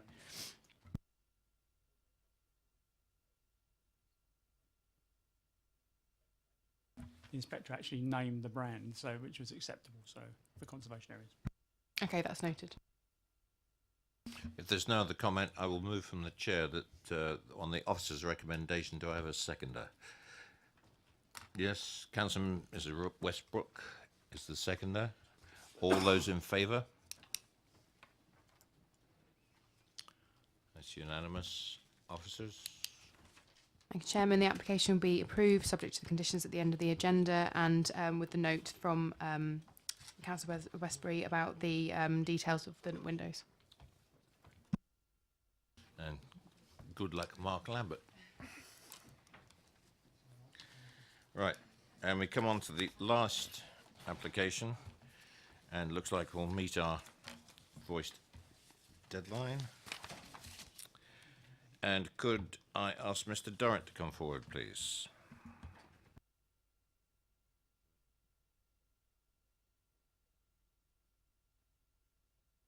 Welcome again. And if you just hang on, we'll get the officer to introduce it. Thank you, Chairman. This is an application at the Upper Barn, Middle Barn and South Barn of Minchin's Court, Minchin's Lane in Bramley for external alterations to create new door openings from existing window openings, new entrance canopies and new roof lights, erection of enclosed and secure bin and cycle stores along with additional cycle and car parking spaces for visitors, There is an update paper for members that confirms details of the viewing panel held at the site and provides an update with representation from the applicant, which confirms the internal floor area of the site or of the building, confirms the number of parking spaces, and comments on the content of the neighbourhood plan in terms of building height, storey heights. There is also confirmation that the parish council objection still stands, and there's clarification there in some detail of the proposals for each elevation of the building. There is also commentary in respect of the earlier prior approval application for the change of use of the building from office to residential, and confirmation to members that that is not material to this application, and the matters to be assessed and considered relate only to the external appearance and visual impact of the external alterations to the building and the hard standing for the new parking spaces, bin store and cycle store. Thank you, Chairman. Thank you very much. Mr. Derrick, you have 4 minutes. Right, thank you very much for giving us time to speak on this. I'm Tony Durrant, I'm representing Bramley Parish Council. Firstly, I would like to apologise. In our objection, there is an error. Our NDP does not have a policy related to 2.5 stories high buildings. So I apologise for giving wrong information in our objections. However, our neighbourhood development plan does require us to provide facilities for local employment. Our population is probably in this local plan period going to double. We already have over 300 homes being built on our settlement boundary. All 3 at the moment are in full flow. So we are taking a lot of expansion, and we do need local employment. That's the main thing. The current building is an office facility. It provides employment. It sits amidst other commercial units designed at the same time. They sit together, they complement each other, and it gives a barn-like farmyard type appearance, which is very rural and in keeping with the setting next to our major recreational area, Cliff Meadow. What we note in this application is the increase in the number of doors and windows, which substantially changes the external character of the property. It no longer fits in with the scene as is now. I think it's something like 19 extra windows or roof lights being put in, and a number of doors dotted around the building to create individual business units within the building. The council refute this statement that it's being done for the continuation of use as a business unit, because this many doors, this many windows, there's security issues, and the biggest issue is within the plans we could see no facilities for kitchens, toilets, to suggest that this is going to be an office site, which our neighbourhood needs to encourage local employment. I will mention it, I know you said it's not applicable, but it is clearly made to facilitate the permissive development to turn it into residential dwellings. And I will point out that if it is, all those windows will pollute, light pollution significantly over the back of the property, which opens onto what is currently dark fields at night. You have 1 minute, Tony. One of the few dark areas we have. So we're very keen not to have that light pollution. I think that's really it. We asked for this to be refused because it's no intention of it retaining its office use, and its office use is what our neighbourhood development plan demands, that we provide facilities for local employment. So thank you. Thank you very much, Councillor. Members, any questions to the Parish Council? Nope. Thanks very much. Oh, Councillor Attigan. I just ask, in your neighbourhood plan, do you have anything about dark skies or any informative in that about dark skies? Yes, we talk a lot about the rural nature and the environment, and the light pollution is in there as a significant factor. So yes, it does talk about it. Thank you. No more? Thanks very much. Thank you very much. Mr. Kemp, please.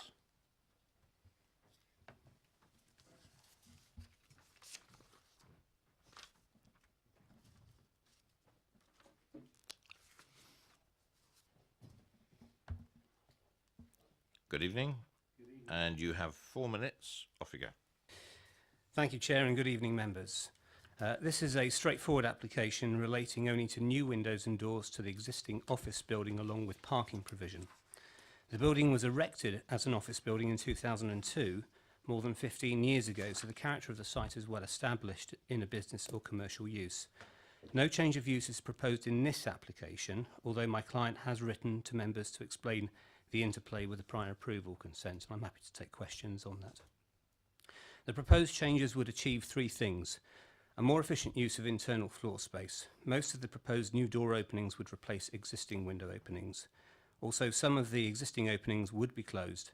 Taking only the ground and first floor windows, firstly, the proposal therefore amounts to a net increase of only 1 new opening on these levels out of a total of 56 existing window and door openings, less than 1%. In terms of the roof lights, these are proposed to improve internal light conditions as the building is actually quite dark at first floor level inside.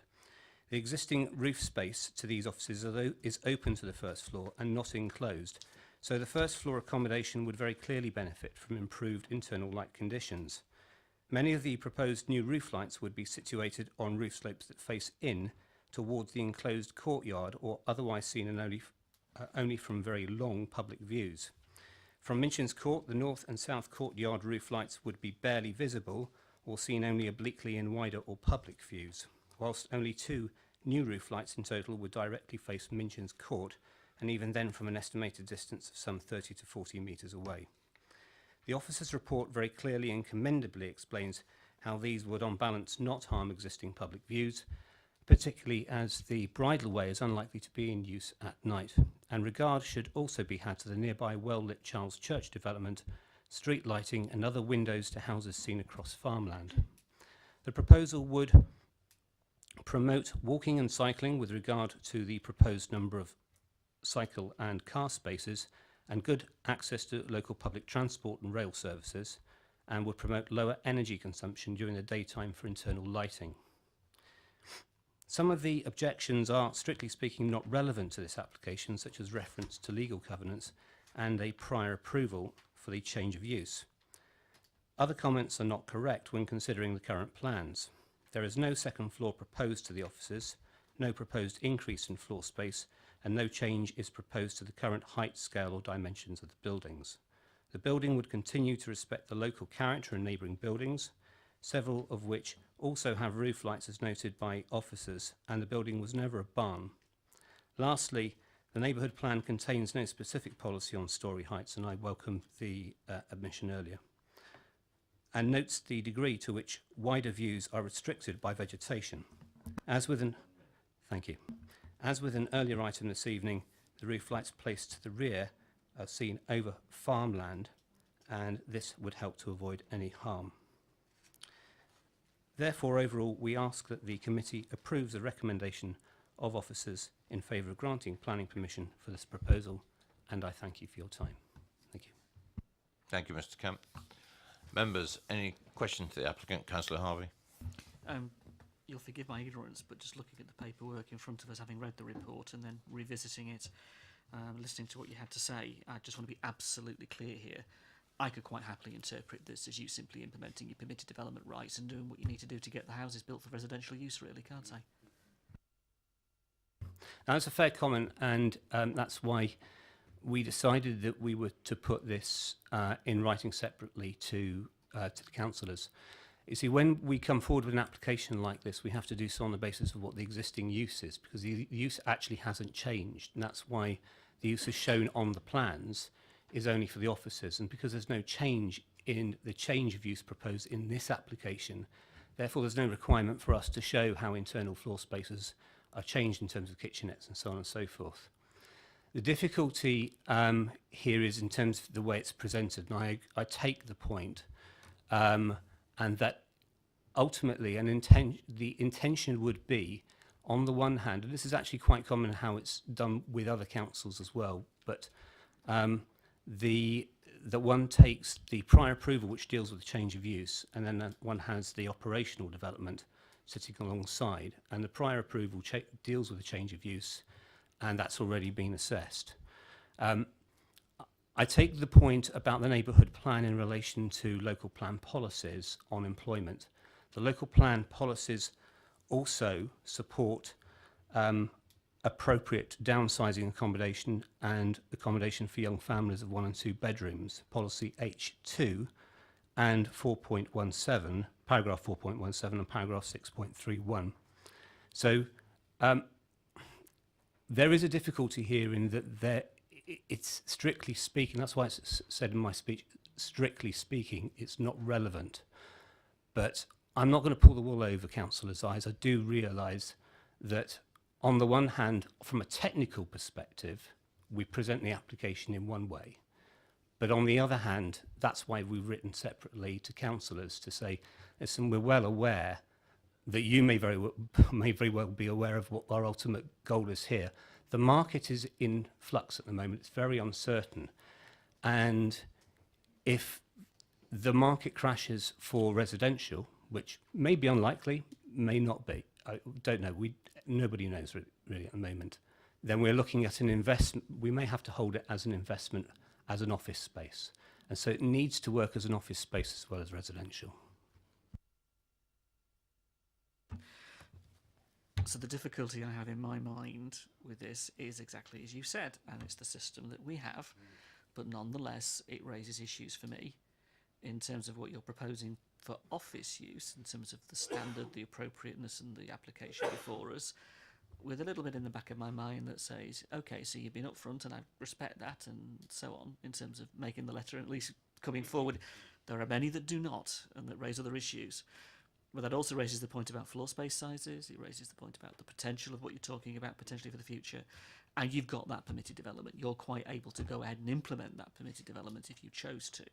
And that then creates a different issue for this authority in a different way. I understand that.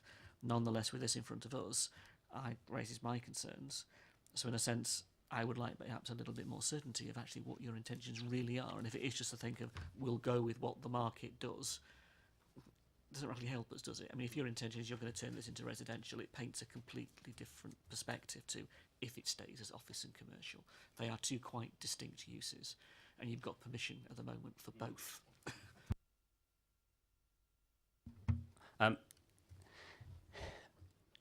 Speaking to the application as it sits at the moment, our intention, quite openly, is that this would be paired with the change of use approval that we already have, and therefore it helps to make the space that we've got approval for work in terms of a separate application.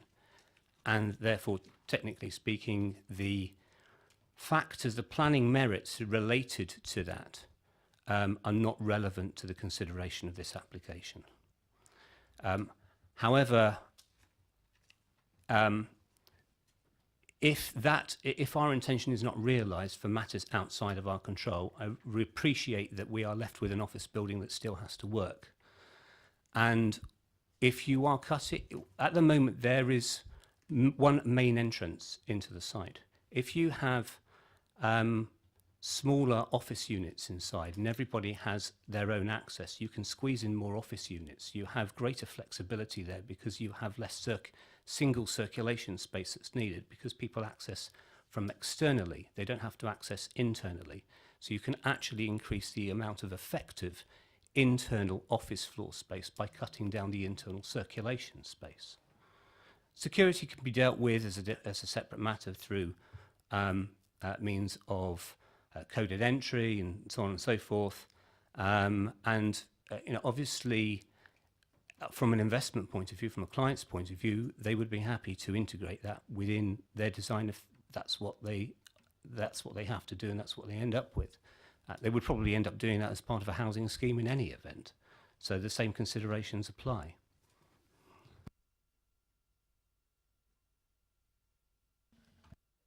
Any more questions? Thank you. I admire your honesty. Let's just be blunt about this. We are not going to cry for you if the housing market falls, so that is not going to do you particularly any favours. But the reality is that you are going to have permitted development here. I just lay down a marker that if that goes to the way forward, that you put in spatial standards and build quality that is of an acceptable standard, because we can't do anything about it and it doesn't come in front of us. But what I would like to say to you is, I'm sure many in this committee would say to you, build quality if you're going to use the permitted development theme, because that's what our residents want. And whether this ends up being an office for another 2 years or 3 years, the reality is this will be housing in the future. And as you are the applicant's agent, you need to go back to them and say, if we build something here, it has to be of quality, because that's what the councillors on this council want. Thank you.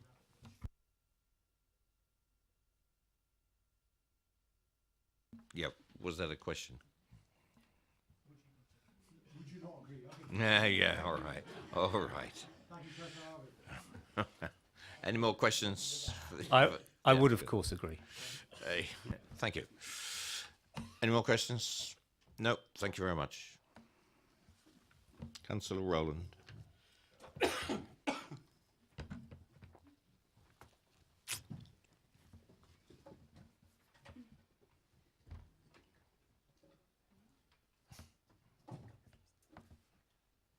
have 4 minutes. Thank you, Chair and members. Minchin's Court is a small converted granary and barn complex which was developed for small businesses. I and my husband previously owned a property, the granary, there for a number of years until my husband and I sold it for commercial use, having discussed with the developer and received an offer from them for the residential development of potentially all of the premises in Minchin's Court. You may or may not have thumbed through the Bramley neighbourhood plan, which would have shown an image of this building, which is being considered today, which showed actually 3 businesses in situ, all with their own access, not going through a main entrance, but all having their own access doorways. The previous owners wanted to sell the building, and 2 of the companies had made and had offers accepted on the commercial units. Within about 8 weeks, they were advised that the building was going to be sold for residential development, and they were given 12 weeks to vacate. The officer's report advises the potential reduction of parking spaces at the building, but as these are being sold to us as small business units, the parking for 21 cars will not be enough if each unit has at least 2 employees. Additionally, at the site viewing, members would have seen that there is access to the Cliff Surgery staff parking from the additional parking, which is to the right-hand side of the building. As noted in the officer's report, this property is already in place under application 18-01517 GPD OFF for proposed change of use of Class B1A office to Class C dwelling house, consisting of 14 flats. So rabbit hutches, yes, Councillor Harvey. This application did not provide adequate windows or doors for the units, and it was advised at the time that such changes would need to be done under planning permission, not permitted development rights. I believe hence this application. For the front of the building, showing parking spaces 20 and 19, as well as the bicycle and bin storage areas, there are covenants in place with other owners of properties within Minchin's Court, which only allows for commercial traffic use, not residential. And they have not considered that with other property owners. The increase of various methods of access and window openings changes the character of the building, which was used to be a tractor shed and was granted permission for commercial premises to relate to the other buildings, which were the granary and crook barn, which do not have the number of porches and windows which have now been added to this building in the application. In addition of the porches and roof windows, will be seen from two key strategic views, which are within Bramley's neighbourhood plan and given the landscape, biodiversity and trees SPD have not been given enough consideration in the rural landscape. And it will appear that it will be a 3-storey building, although it will not, from the rear. 1 minute. Bramley Parish Council would support small businesses, but I don't believe that this will retain small businesses, given that recently an application to turn properties, commercial premises in Bramley was cited as that there wasn't the business to move into there. I think we all know what this application seeks to do, which is to circumnavigate a proper planning application for 14 residential units with the 40% affordable requirement. I believe this application should be considered holistically, and refusing these additions, you are ultimately saying no to under-the-wire building conversions. Thank you very much. Thank you, Councillor. Questions to the ward member? Nope. Thank you very much.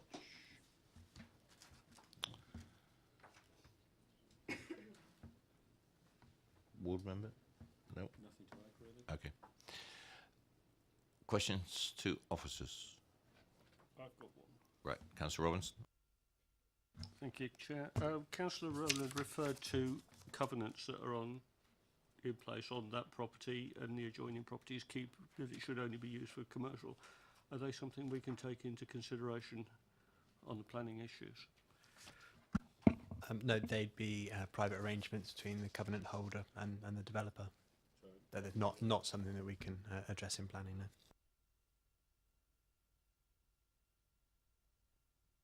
Nope. Debate. Councillor Harvey. Just thinking through in terms of the building as it currently is and what is proposed, I guess the change in the character of the building is quite significant. The nature of what we see before us and its use set against what is in the designs against its use, and also then the actual configuration and use of the building for business purposes and commercial purposes. And that does raise a number of concerns in terms of the small nature of what is proposed as against the current use of the building and what it could potentially generate in terms of employment and employment uses.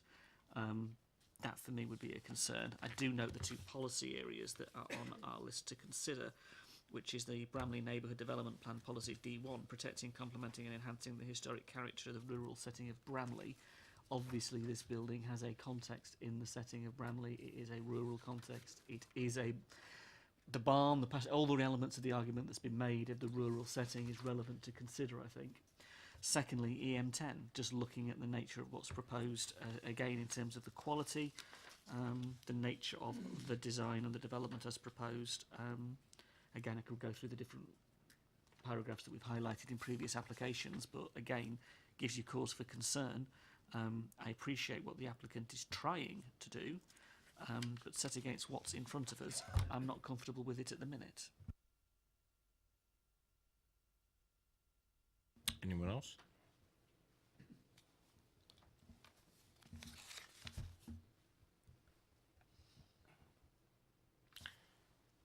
If there's no more debate, I have to move this from the chair and move it for officer's recommendation for approval. Do I have a seconder?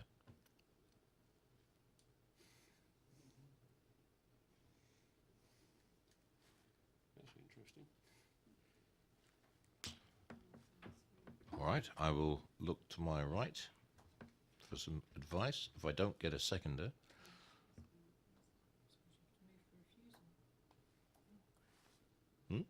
on what grounds? I will not remove for refusal. I've got no idea of the grounds. But we have an application. No, we can't vote. What situation do we have? Yes. Councillor Radican. Chair, I'm happy to move refusal on the grounds that it's an alteration that is not in keeping with the Bramley Neighbourhood Plan, diminishes the the employment capacity within the village, and therefore has a detrimental economic effect on the area. And I don't know if that's sufficient, but that's how I feel about it.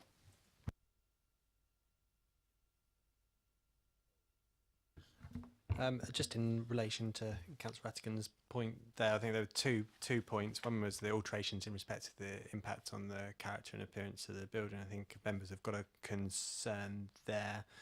Impact on the rural setting of Bramley, that's fine. But in respect of reducing the amount of available office accommodation in Bramley, that's not what this proposal's for. This proposal is for windows and doors and alterations to the building, not for the change of use. The change of use application to residential has already occurred. It's already been approved through the permitted development regime, so that's not what this application is for. The first part, in terms of the alterations to the character and appearance of the building, are something that members can consider and debate and determine the application on.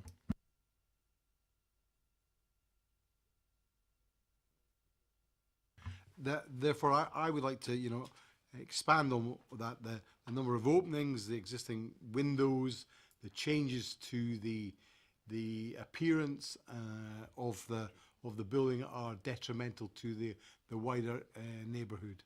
Can I add that to the reason for refusal?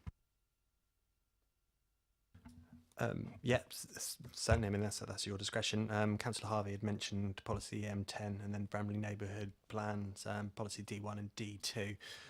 If that's the route the members are going down, whilst it's not listed as one of the policies in the assessment of the application, hearing the debate, I wonder whether policy EM1 in respect of landscape of the local plan might be appropriate as well, in terms of any impacts on visual amenity and scenic quality, the setting of the settlement, including important views to across, within and out of settlements, and the intrinsically dark landscapes as well.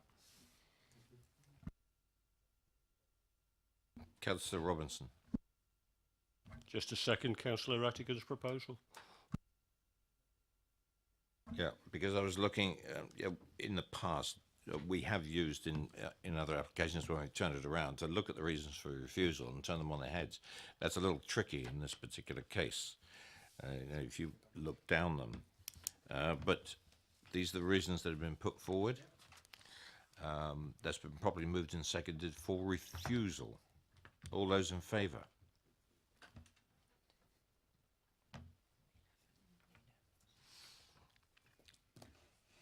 Thank you, members. That's carried for refusal with the reasons and that have been put forward.